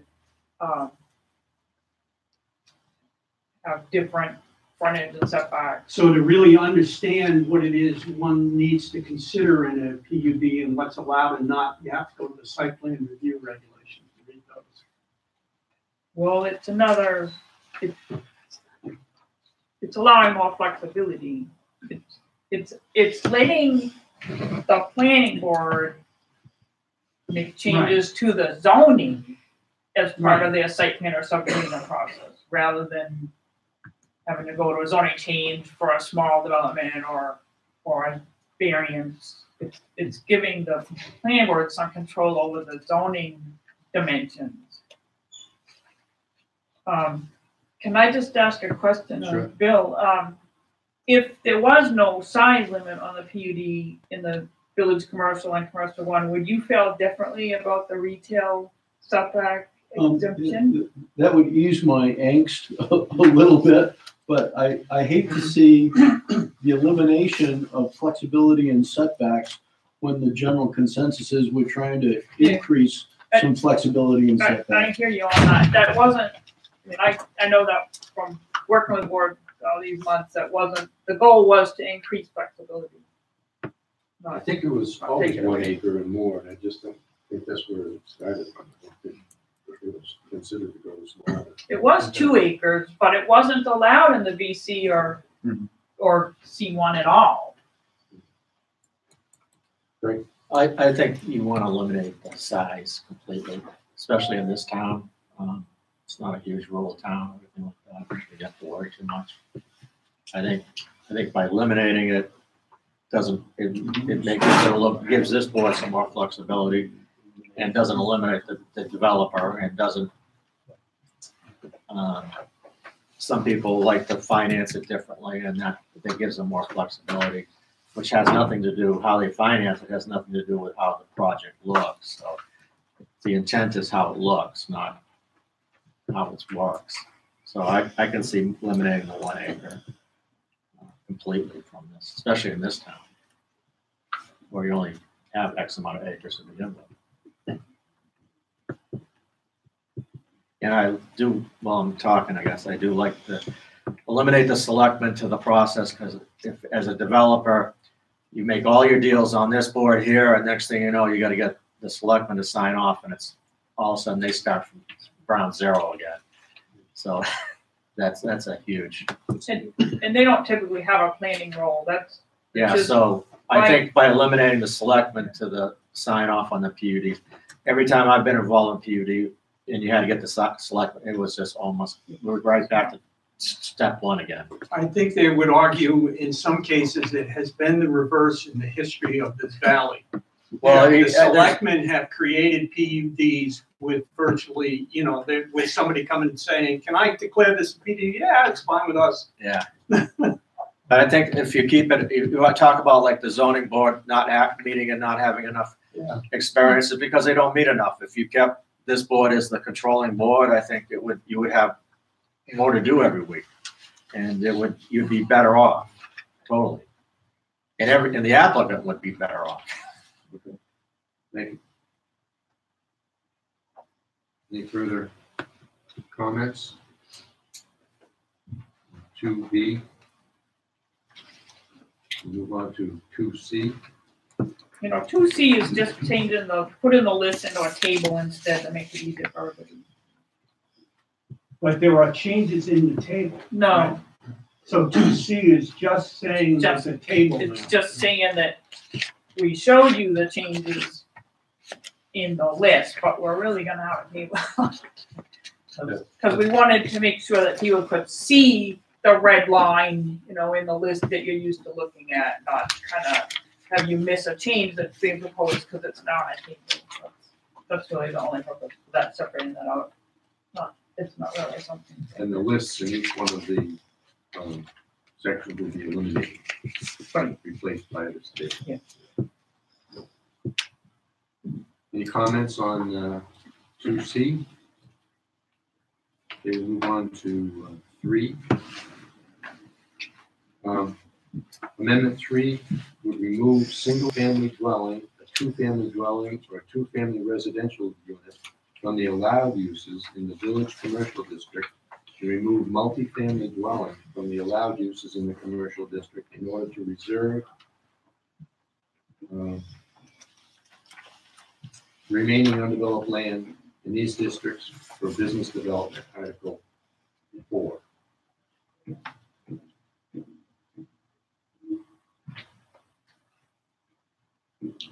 Any comments? Question, Jeff? I'm disappointed to see that those rights are taken away from the village commercial district unnecessarily. I think that you want to retain flexibility in that zone, and really when you're talking about that zone, most of the land is already established, the uses are already established. Except what you're talking about are some of the parcels that are part of the Moose Run development. And if you look at that side of town in the Moose Run development, most of it is single family homes, consistent with, you know, that end of town, and to force that land development into a higher density, I think is a bit of a mistake. You might recall that years ago I brought a project on one of those parcels called the Timbers to the planning board, probably 2005, 2006. And we didn't go forward with it because it wasn't economically viable. And I'd argue today it's still uneconomically viable because of the requirements to build X number of units on the parcel. Of course, the restriction wasn't there, but if I were to bring that project again today, I would be looking to do multifamily two dwelling units, duplex type units, which essentially are eliminated through the change here. And I think it just creates an unnecessary restriction on those parcels of land.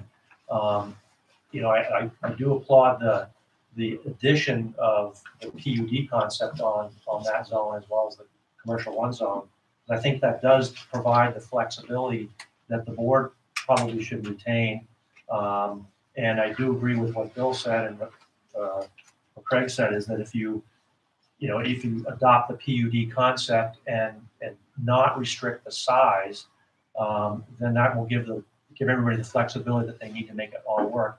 But I do think that by eliminating those rights on those various parcels, I think it really significantly impacts the value and the potential development of that land and the flexibility needed. Okay. Any other comments? Can I ask a question? Sorry. So I've had some back and forth with Bill on this, and I wanted to ask a question, just throw out something of the developers. How would you feel about a 6-acre minimum density on dwelling units if the board were to decide not to do Amendment 3? There's less than 6 acres on the parcel of land that's being discussed. Six units per Oh, 6 acre. units. Oh, okay. Instead of how would you feel if the board decided not to do Amendment 3, but instead to have a 6 acre minimum, 6 units per acre minimum density? How would that work? Minimum? No? No, minimum, No. maximum maybe. Maximum. No, minimum. I looked at some of the development density in the community now. And I see that, so the Osceola townhouses, for instance, have 12 units on 2 acres. You know, and they go up from there in some of the ones that I looked Well, I at. think part of the problem is that, you know, in today's world, when you're trying to finance something, you've got to get sort of like, most lenders will require 50% pre-sales on development. So if you've got 6 units going in, you're going to have 3 units pre-sold, let's say. And the timing it takes to start a project, sell a project, build a project is just an impossible timeline to kind of work under those circumstances. So when I mentioned that if I were to do it all over again, I would be building duplexes. That solves a lot of that problem. And I don't think that, say, duplexes in that zone, for example, is a real conflict with the intent and with the density and with the So sense of, it would let you do a duplex on 1/3 of an acre. right? Or, yeah, You'd have to subdivide. but you'd have to subdivide it. And the minimum lot size right now is half an So acre. So your zoning already says minimum is half an acre. we're exploring ways to change that to encourage density. So I wanted to just get some That feedback would be a on that. positive move, I think. I don't think you want to encourage density. I think detached condos would be selling like hotcakes around here instead of these 6 units per acre. I can tell, a perfect example, we went to all detached condominiums. Florida is a big example of that. And if you have a minimum of 6 units, that's like Jeff said, you got to build 6 units. You know, you got to go in there with a $2 million deal to get this thing off the ground. Whereas if there was no minimum on it, you could do 4 units, 3 units. It's your choice. Yeah, it doesn't actually mean you have to build 6. It would mean you could build it would mean if you had a half an acre, you would have to build 3. If you got 1/3 of an acre, you'd have to build 2. Yeah, I think it doesn't give your flexibility as a developer in the marketing program that is there today. The marketing that's happening today is much different than it was 20 years ago, and it will be much different than There's it no is reason it couldn't be phased. Even phases don't work necessarily. Yeah. Phases change. You know, I'd like to get more than 4 units per acre or 6 units per acre. One of the problems with the piece of land that this change affects is Moose Run, is there's already established multi-use paths on this land, and there are wetlands on this land. And both of those things, and there's some slope involved, and both of those things make it very difficult to determine in a meeting like this what the ultimate density could be. The zoning that you're proposing, getting rid of single family and 2-family dwellings in this thing, looks like an effort to force someone to build condominiums. And as I said in the comments that I wrote to you, I don't see the condominium market coming back. I mean, the front end costs, as Jeff said, are horrendously high. You got to have all your architectural plans, your landscaping plans, your engineering plans, I mean, the amount of work it's done is typically $100,000, $200,000 up front. And then trying to put the financing together and then trying to pre-sell stuff. Nobody wants to buy something that's not going to be ready for 2 or 3 days, 2 or 3 years. We live in an era of instant gratification. And I think that if you really want to increase density on this land, that the way to do it is to, in the second comments that I gave you, were very specific proposals, line by line proposals on reducing lot sizes and making them small so that they become bite-sized. You can finance them, you can sell them, you can deliver them to market and be responsive to the market. And you can do it to a comprehensive plan. I'd also point out that this is consistent with your master plan, which, by the way, has the master plan been redone since 2011? No, so that thing's supposed to be done every 5 years, which might have an impact on some of our discussions. But 2.4.11 says that if the community is to continue to grow, there must be housing opportunities that attract a diversity of permanent residents, including young families that will become part of the community and local businesses. These small lots with small houses meet a market niche that doesn't exist right now. This is what I've proposed here with lower setbacks, no minimum lot size, and all the flexibility here is actually gives us the ability to try to meet a different market niche at a lower price, bite size, and able to move forward. I really think it's the way to go. As I mentioned to you last month, the removal of single-family dwellings and duplexes in this zone is a huge, huge, huge hit to the Waterville Company's property rights. And I'd also point out that as part and parcel of this article, you say to reserve the remaining undeveloped land in these districts for business development. What business development do you see going on in the VC district on this parcel of land?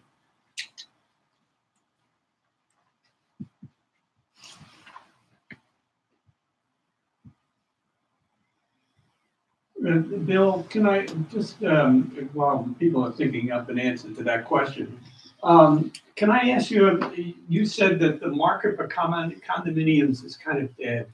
The market for existing condominiums is pretty good. Right, but for new ones, it's hard to justify getting one.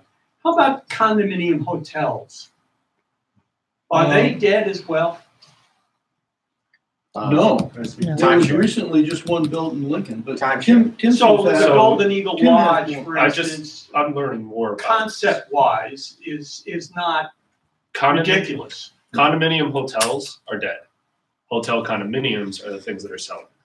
What is the difference? That I just found that out.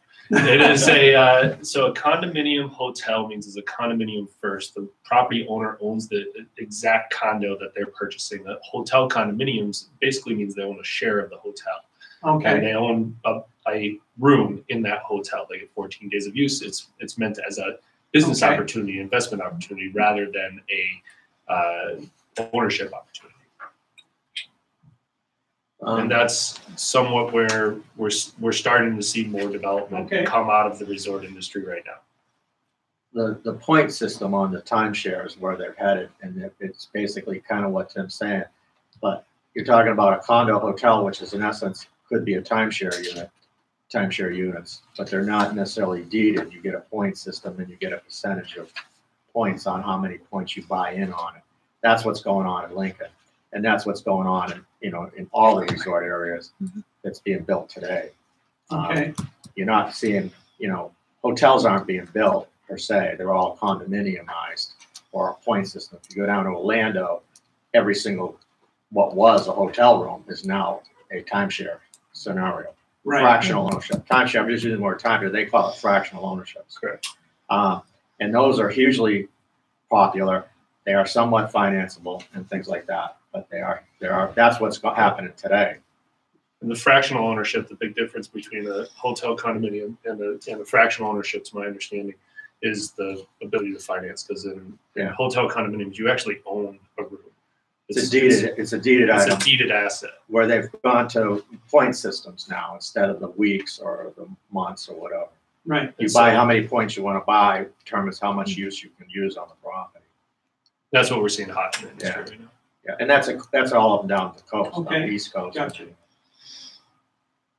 Yeah, as you ponder the answer to my last question, I would point out that I don't think you want businesses on this piece of land. We need to put the businesses in the heart of the commercial district in downtown, because that's where we want to create the activity and the vitality. And that's what you said in Article 7, 8, and 9. You say, in order to focus commercial activity in the village center. These two introductions to this thing are in absolute conflict with each other. And I am absolutely confident that if you take away single family and duplex units in this village commercial land, you're gonna take that land and make it virtually useless. Maybe that's an anti-development move that someone's trying to make, but we can accomplish a lot more by trying to find out how to get small, more cottagey, single family and duplex homes on that parcel of land that are bite-sized, can meet the needs of the market in a period of time when you can determine the market, you can finance them, you can develop it according to a comprehensive plan. Doesn't matter, it has to all happen at once. But I feel absolutely confident that that's the case. Just a question, do the residents of Moose Run have any say when you change the zone? This is what, that's what the Oh, a public public hearing. hearing, okay. I agree with Bill, and I think that you should definitely encourage single family in a smaller lot scenario and not box it all in, because you have septic issues, you have, site issues and conservation issues. When you're looking at zoning districts, you're looking at square foot, but when you get out there, it's a much different ballgame. You might only get one house on an acre, or you could on one parcel next door, you might get 5 or 6 on that 1 acre. So I think you got to have some flexibility, and if you want to encourage young family, you have to make it affordable. Thus, they have to be small. Any other points? I think it's a fair comment that no one on this board is anti-development. We're trying to encourage the growth and prosperity of the community. So that's a misconception. I think Well, you should good, 'cause throw that away. That's the basis I've been working on for a long time, that we're all on the same page and trying to advance the resort, so. Yes. But this does not feel good to me, I can just tell you. Okay, would it feel better if these zones were high-density residential? No. No. I think it would feel better if you didn't change at all. Okay, that's If the you direction in which Yeah, if the you didn't question. take that red line across, single family and multifamily dwelling, 2-family dwelling, Yes, that's just leave it the way it is, everything would be probably okay. Okay. The problem with that right now, in looking at the kind of tiered density and land use scheme, is that could very well lead to less dense residential development than in the high density residential. And that's why I just threw out the idea of the minimum density. Yeah, so you're really only talking about a couple of parcels in the Bush Run sections, and the nature of that land, as Bill mentioned, really speaks to a lower density solution because of wetlands, because of multi-use trails going through there, because of the neighboring uses, the other single-family homes in the Moose Run subdivision. It all fits to kind of leave it the way it is.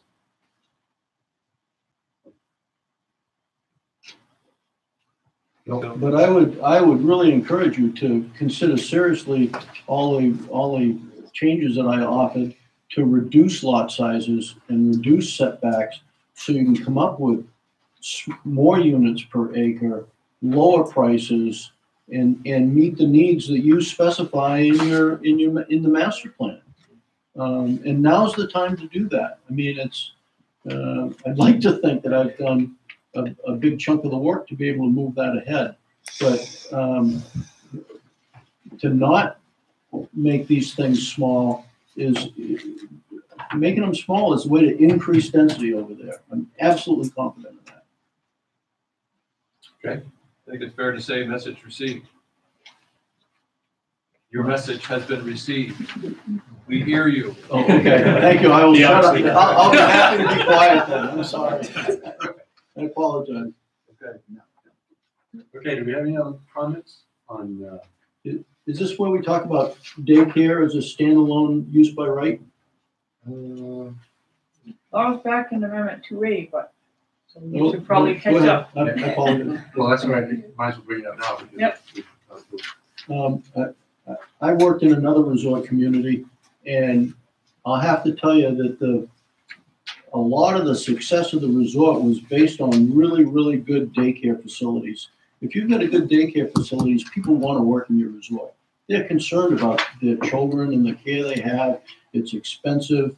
And I don't see it as an accessory use. You know, does the athletic center build a daycare for their employees and the conference center build one for them? No, but a daycare can be a standalone use, and I'd really like to see you make it a use by right in virtually all zones, but most zones. I just want to second that comment.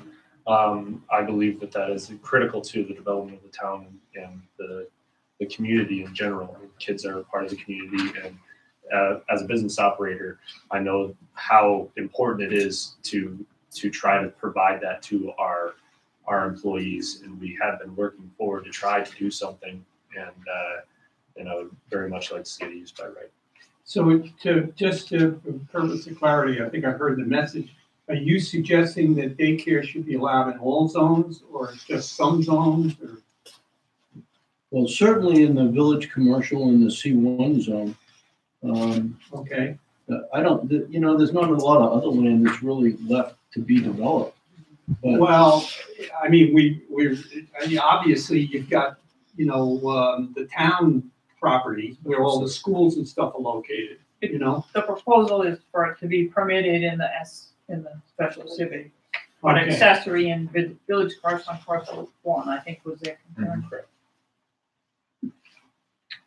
Anything other than those? It's that you special, see? sorry. Yeah, I just want to make sure I understand what you're asking for. So you want it, so you guys would want it, Bill, Tim, you'd want it permitted in HDR and LDR as well? Yeah. That's right. that's something you have to So decide. I'm just, you said across all zones, so literally all the zones. What you're looking for.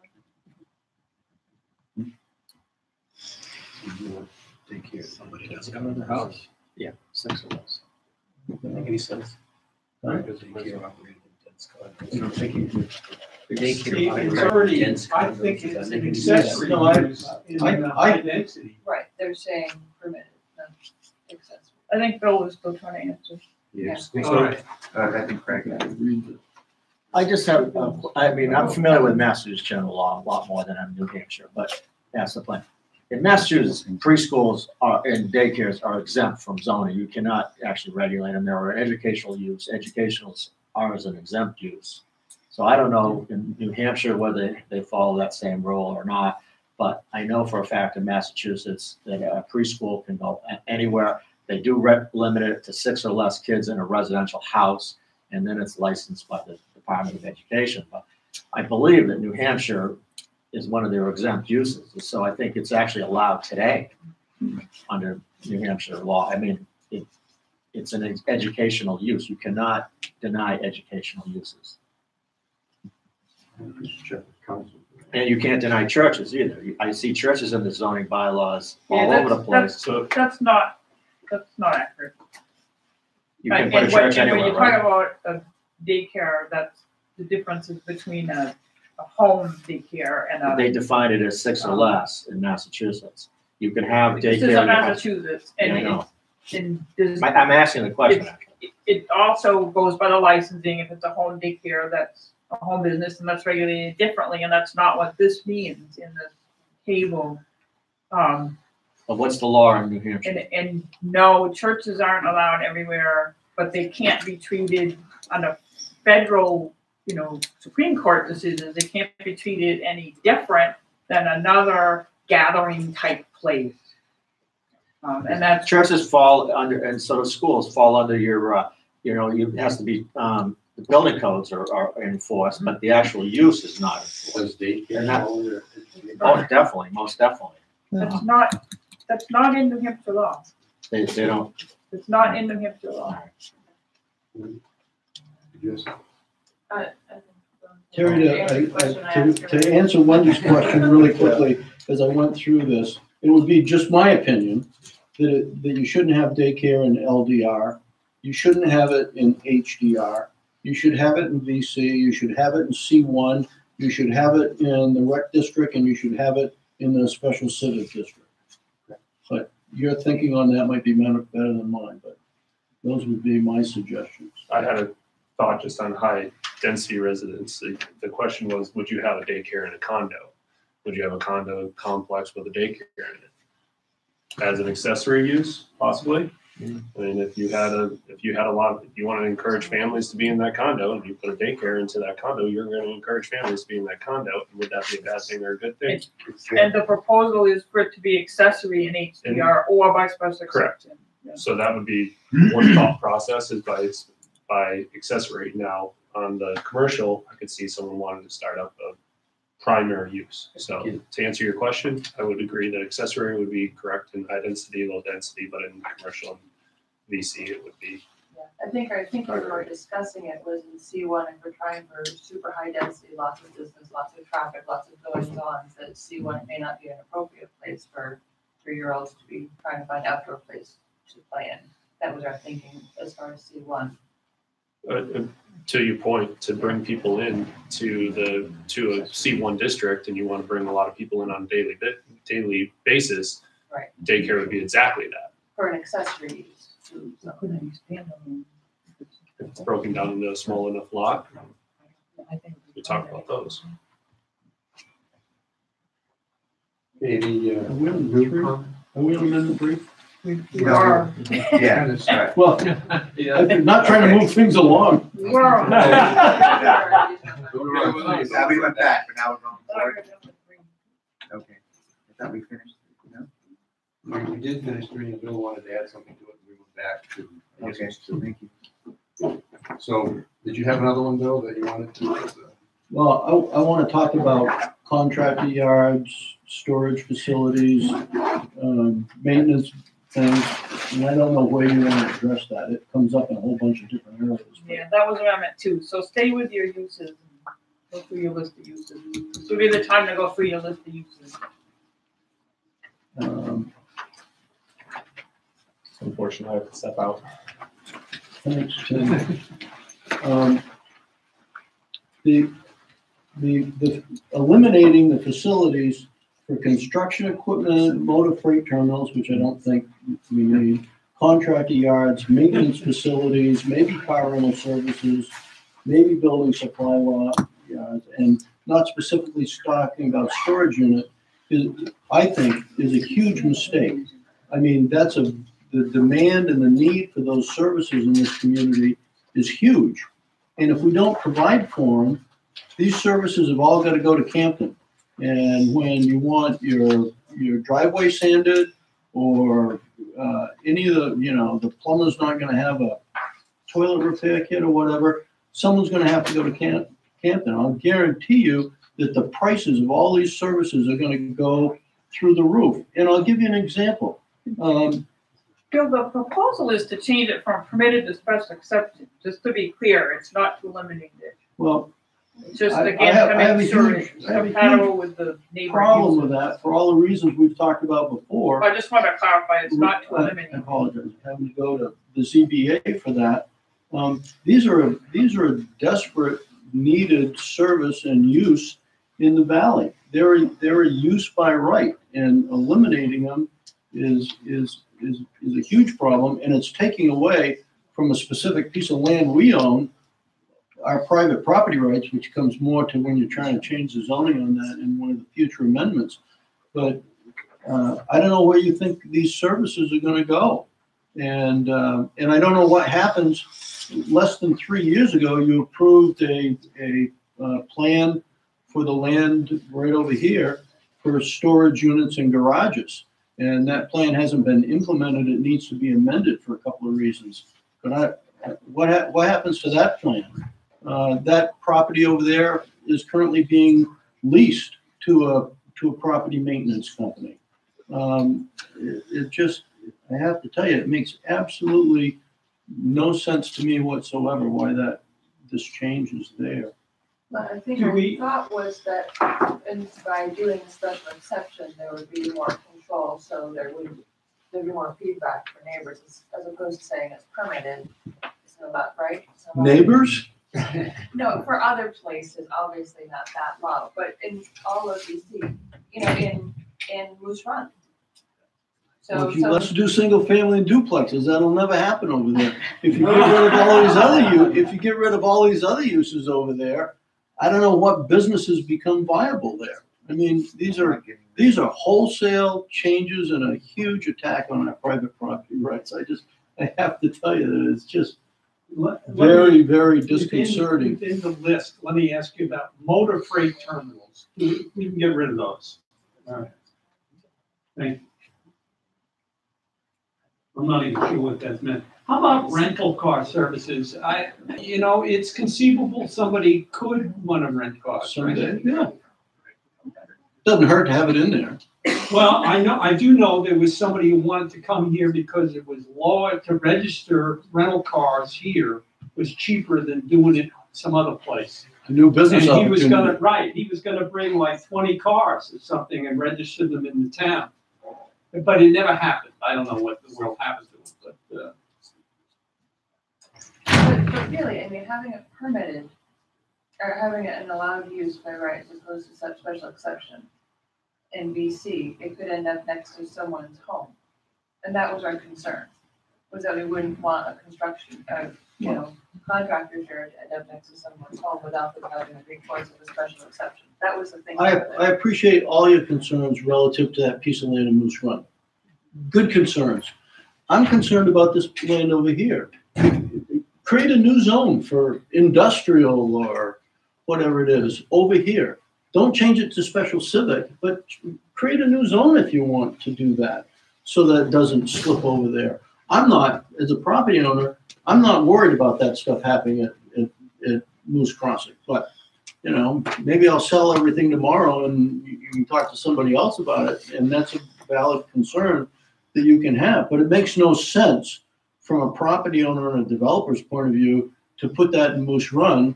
We all know that if you want to rent a storage unit, we need more residential units to create the demand for the storage unit. We need smaller units with less storage space, so they need that space. I mean, it just, there's some logic involved in this, but that's where I'm coming from on that, and I obviously could not feel much stronger about that than I So do. if something were designated specifically for this land, you point over your shoulder. That's the only one we're talking about. That's the only Okay, so we 2 fix- acre fix parcel we're that, talking and about is then that one. you're- It's But not it's not- so, we're talking about BC. It's not just that acre. I mean, so we're talking about right in this moment, but we're talking about 10 years from now, someone's saying, oh, I have a BC lot, I'll tore down this house. For my son is a contractor, he needs a place for his dirt. And we're talking about 10 years from now. You've changed the zoning What is on all the those old VC lots to stone LDR. property? The stone property management, the old stone property management is on BC land? BC. Yes. So there's another one. Okay. Mr. Comments? Do you have any other issues? Let me look at my list. Okay. Someone added camps for recreational instruction to this zone in VC. A good addition, but why is it an accessory use?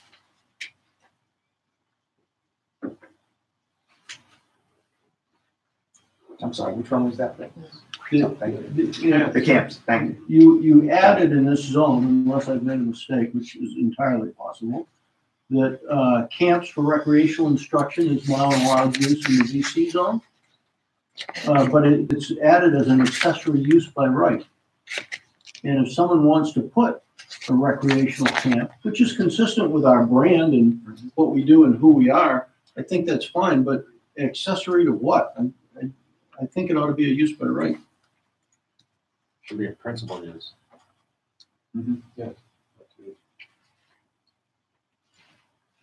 Was a principal use in special civic recreation and snows. I think the thinking with accessory in BC or C1 was that it could be part of a more intensive land use, and that it would be pretty land intensive to put in the commercial district.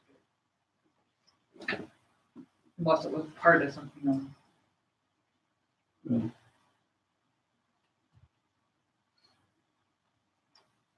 Someone comes in and wants to put in recreational camp for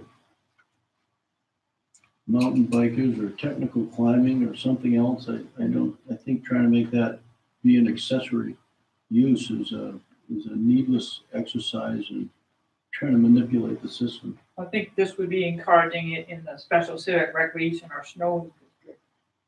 Is there permitted?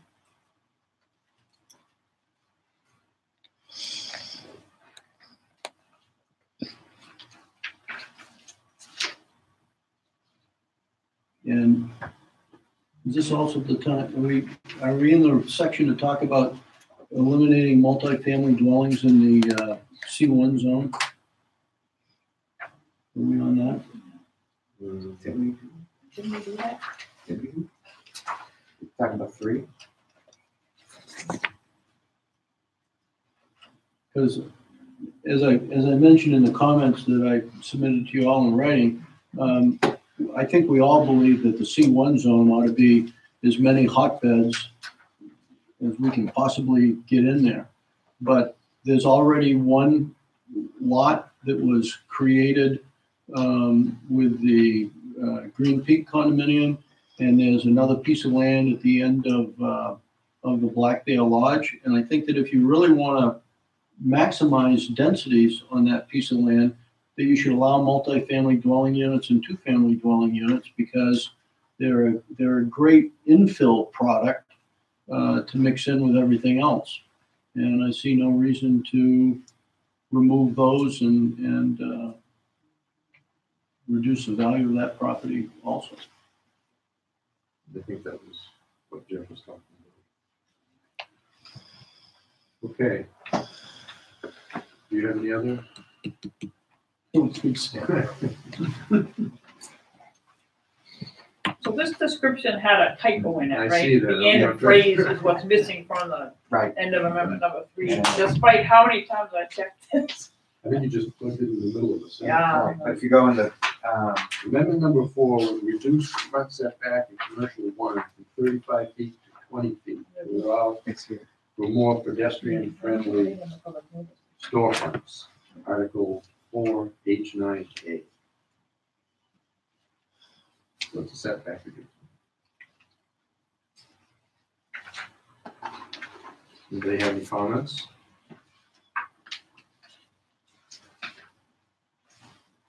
Well, I like the retail exception that is in the, is it in the VC zone? I've kind of forgotten.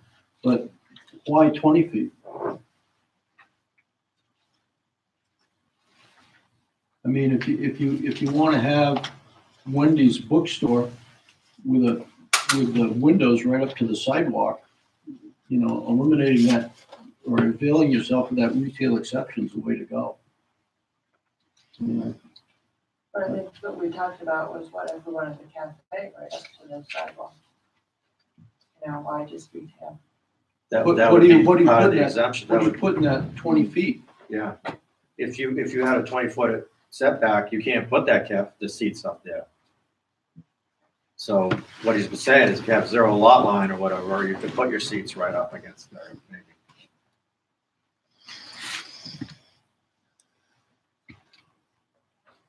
Bill, it kind of, I don't know whether it was before your time. Why did that exception on retail get in the original zoning? Do you know? Yeah, I think Tom Corcoran in the town envisioned or was trying to envision the options for development of the core, you know, the town square and the C1 zone that we're talking about now, and wanted to make sure that you had that curbside exposure for first floor businesses. You know, should it have been just retail? I don't know. We created other zones, so it's kind of gotten morphed into other things as it went around. But if you go to any other ski resort, which has a main street, which we fortunately don't have, but if you go to Breckenridge or any place like that, you walk down the street and you get to look in the ski shop and the hat shop and the goggle shop and the sunglasses shop, and that's the way you generate businesses generate the business for those keepers of those shops. And I think that was the reason. Okay. And I think the board decided at the last meeting to look next year at, in a comprehensive way at all of the setbacks. throughout the ordinance. This wasn't comprehensive. It's just the setback. Okay. Just kind of to get, except for this one, rather than getting in the weeds on setback. Found some. I commend you We found for, some ambiguity. I commend you for the steps you've taken. You've done a great job. Truly.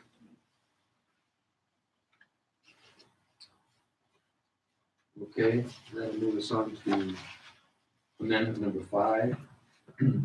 Amendment number 5 would amend parking requirements and give the planning board the authority to approve more flexible parking arrangements, Article 5, B, and C.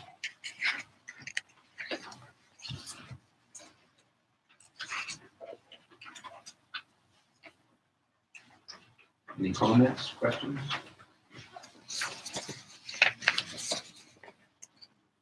I want to hear you say you like one. I love it. I do. Speak up and say you support this. Congratulations, great step forward. We've been working on it for years. Good job. Thank you. We are on the same page.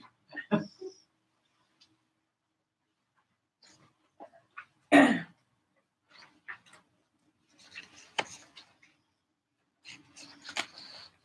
we have no comments, we can move on to number 6. 5, I'm sorry, 5. 6, yeah, sorry. I was just checking off. Amendment 6. No, we're good. 6. Amendment 6 would strengthen outdoor lighting regulations, protect dark skies, and prevent glare, Article 5S. Has exemptions such as holiday lighting and illumination of flags. Good job.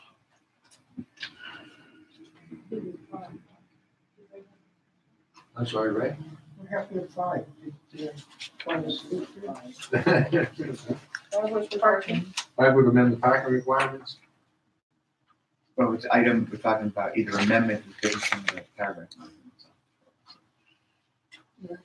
I have a comment on 5. Yeah, it's printed in the back. Amendment number 5 is the parking. Okay, amendment number 5 would amend the parking requirements and give the planning board authority to approve more flexible parking arrangements.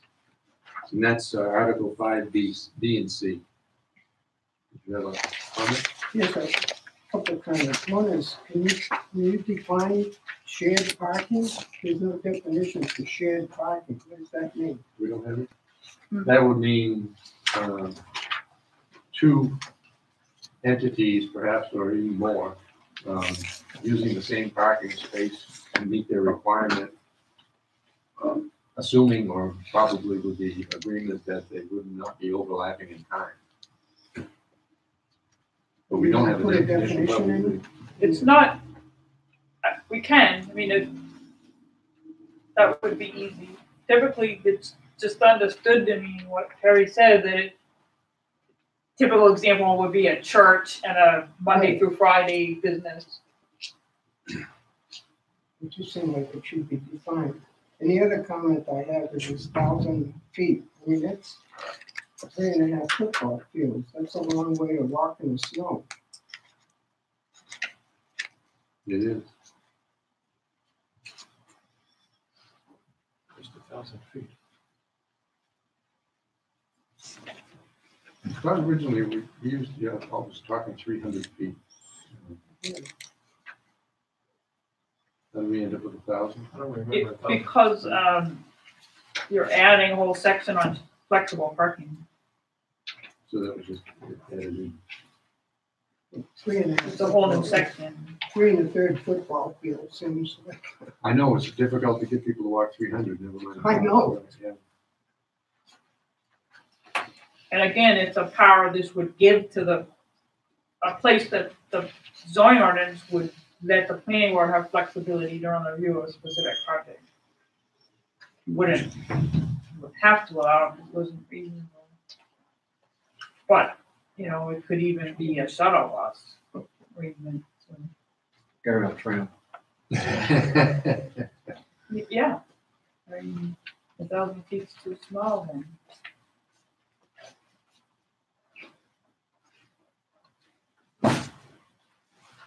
Well, it's not exceeding 1,000 feet. Doesn't specify it. has to. Where, what page? It's actually an unnumbered page in the back. Put it in English.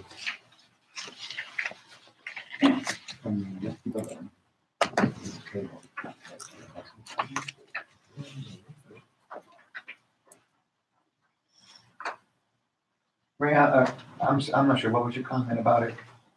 1,000 feet, that's 3 1/3 football Right. fields. That's a long way if it's raining and snowing. Well, like she said, I mean, Ray, I mean, we could, if you had a business with shared parking and you didn't provide a shuttle business, you'd have problems at 1,000 feet. So I think it doesn't make you have to walk it, it just means that it's available. And if you provide a shuttle bus, then it eliminates that distance, I guess. You know, are we just saying that the parking must be within 1,000? Yeah, what you want to try to, what you're trying to do is not have every business have a huge parking lot. Like if you go to Walmart, they don't use half their parking lot half the time. But the zoning board requires them to put those spaces in. And if you got the Tractor Supply and the Walmart, they could probably share some of their own parking. You know, make it a little more flexible. And that's all they're saying. Well, I was really Doesn't picturing make, more of a condo. You know, you're gonna have some shared parking. well, if you bought a condo and your parking lot was, your parking space was 1,000, I suggest you don't buy it. We've had cases where the parking was minimal for a condo complex, Yes, and they were talking about shared parking. right. So, you know, if I had a condo, I certainly wouldn't want to be walking. We probably wouldn't buy it. And the same would happen if you ran a business. If we ran a business where our shared parking was 1,000 feet away and I didn't provide a shuttle service, I would have, you know, we would not do the business. Right. Well, So I think it's in here is to be as maximally flexible as possible. And it doesn't necessarily mean it's going to work. maybe it should say shared parking except for condos or something. You know, specify exactly where it's allowed, how it can be used. Well, I think the intent is not to have a parking lot every single place. And the requirement in general for it to be within 300 feet is staying in the ordinance. This is an additional section that gives the planning board some flexibility if deemed in their judgment to make sense. It's not, the 300 foot as a general rule is staying in section B4. Yeah, it's not a by right item. B, correct. It's a special permit. This gives us the right to consider it out to 1,000 feet.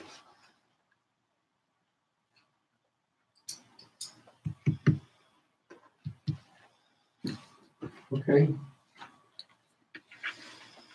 Anything further on? That was fine. 6, we didn't really discuss anything. Amendment would, 6 would strengthen outdoor lighting regulations to protect dark skies and prevent glare. Article 5S. Add exemptions such as holiday lighting and illumination of flags. Did they have any comment on lighting?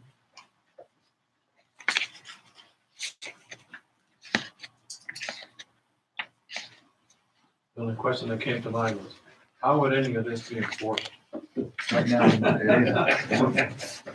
It's an issue we have to, we will enforce. So the reason that you went with this rather than the style ordinance where you have to measure the lighting at the lot line is because it's easy when you're doing the site plan review to put the limit on the lamps as a condition of approval. It allows us to be subjective and arbitrary. It lets you do it at the point of approval rather than chasing after it.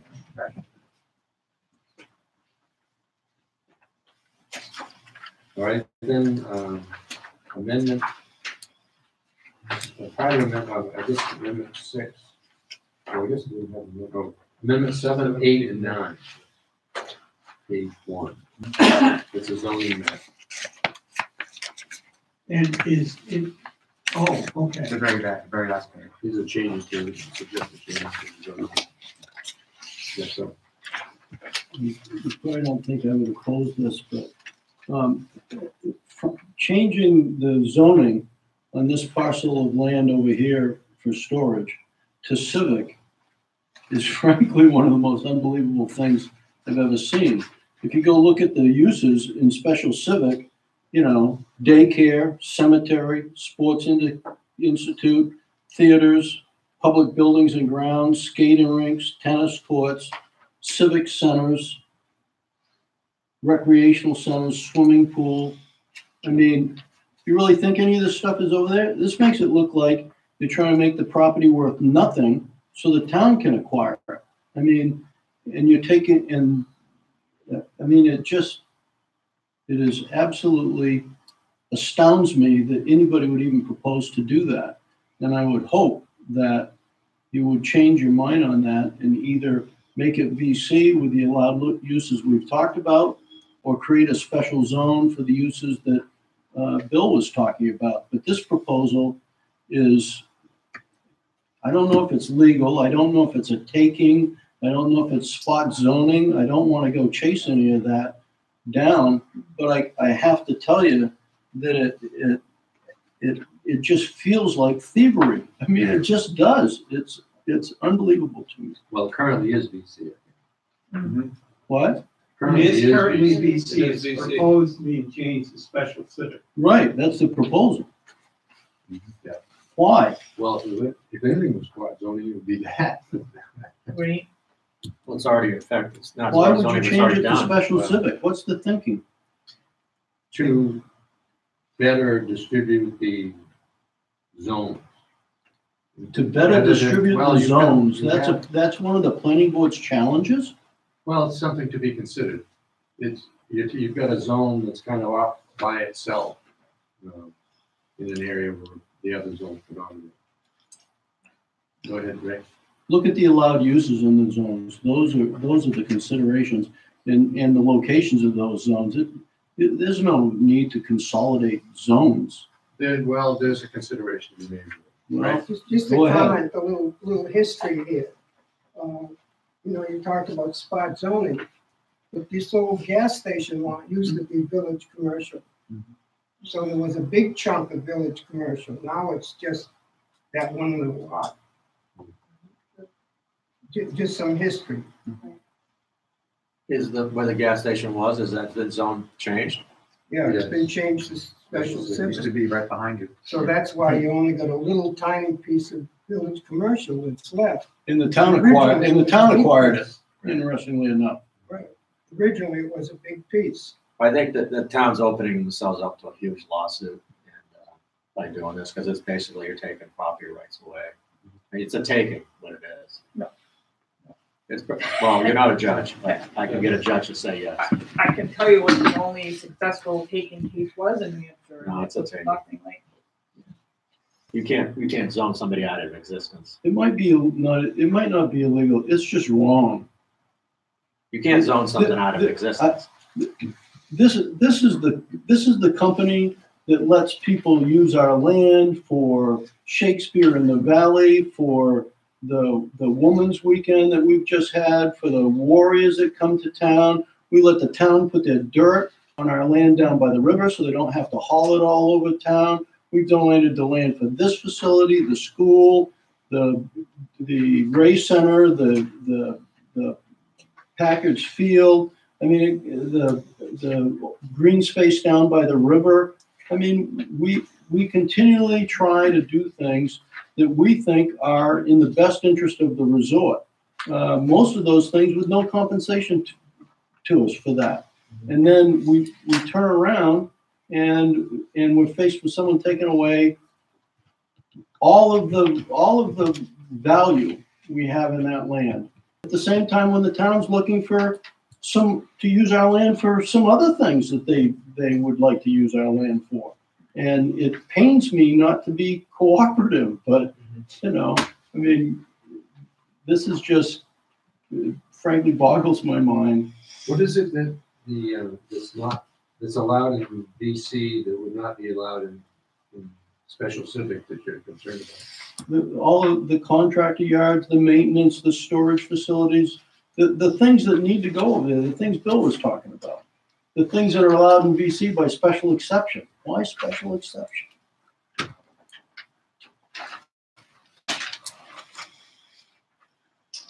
Rich, the selectmen, have they had any discussions about possibly buying this property? None that I'm Buying it? aware of. None. At The least during town my has no term. interest in this property per se. Not during my tenure, and you were there before me, do you Yeah, recall? I just want to make sure that nothing. Nothing recent. No. Okay. Seems like a lot of the uses are similar. I mean, I think the overall idea was to consolidate. Right, zone, to It- get rid of it, it looked like the purple was Yes. hanging off the end of the Right. map. And that was the reason. I mean, Right. Nothing more than that. It's not nefarious. The idea was to encourage the development. towards the Well, middle. the only thing that could be, Bill's right, the only thing that could be done by that is for the town to acquire. Mhm. Once Because it's it's not only worth the it. town that can Okay. use special civic land. So I can understand his point of view, Yeah, but it was yeah, not our intention. right. But what please, what Keep it you're, the way it you're is. suggesting is that don't change it. And then make these other uses allowed uses over there. How does this affect the approved plan for that parcel of land? I don't know, if approved plan is considered grandfathered or not, we have to look into that. Usually not, unless you pull the building permit. I would think that time-wise, the approval is expired. It didn't start within what's the Yeah, prescribed well, you time? gotta- It's you gotta gotta start within another a couple of certain. years to start, right? Yeah, And then if it hadn't expired, it would still be approved. No. How would the board feel about adding contractor yard and storage units, looking at the zoning map to the TAM special civic area? I have to think about That that another- one. The yeah. problem is, Something to think about for the next meeting. there's a bunch of land that is owned by the White Mountain Sports Center. And we have to take a look at what conceivably could be done with that property. And that's my only concern about, other than that, yeah, I mean, most town property, that's exactly what they do with it, right? Store stuff on it. Mhm. Yeah. I mean, I think you're gonna wanna block out the November meeting to discuss these and decide what you wanna do for the second hearing, but just something to be thinking about of whether that's a way to approach it. Now, how about amendments 8 and 9, which deal with the property across, 8 deals with the property across the road? They're not my properties Right. and, you know, And the that's up to owners are those. not, I'm not even sure who owns those. I think they're deed restricted to residential uses anyway, but, Okay. you know, I've got enough problem fighting my battles. And That's 9, not 9 your deals problem. with the telephone? I've got a real problem with that. Oh, I mean, you take that piece of land and you zone it HDR, what do you think's gonna go there? Multi-family dwelling unit, a single-family home site? I mean, I think the thinking there, Bill, was that it's just a little appendage hanging out there, and perhaps the condominium unit next to it would, if it were ever up for sale, would want potentially could buy it and then expand. It's not with the setback requirements, it's a Right. very, very, very difficult land. Yeah. Piece of land. Here's what has always been on my radar Mhm. for what could go there. You come into the valley, it's one of the first properties on the right-hand side of the road. Mhm. Do we need a small information center, a directional booth, a kiosk? Do we need a condominium check-in place? Do you need is there a demand for a drive-through takeout pizza place? Something like that, but I see them, I do see eventually VC use on that parcel of land.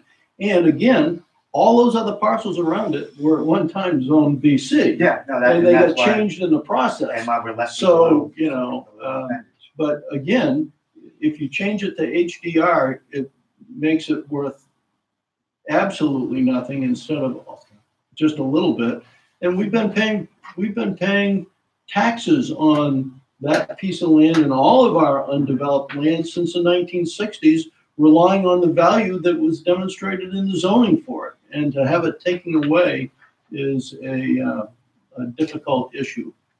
Well, both 7 and 9, excuse me, amendment 7 and 9, I think were meant, as Bill was pointing out, as I mentioned earlier, attempt to consolidate zones, because we had these little pieces hanging out because of changes in zoning over the decades. There's nothing more than that, as I recall. Yeah, I think you're correct. But certainly, I think you raise a very important objection, especially with Amendment 7.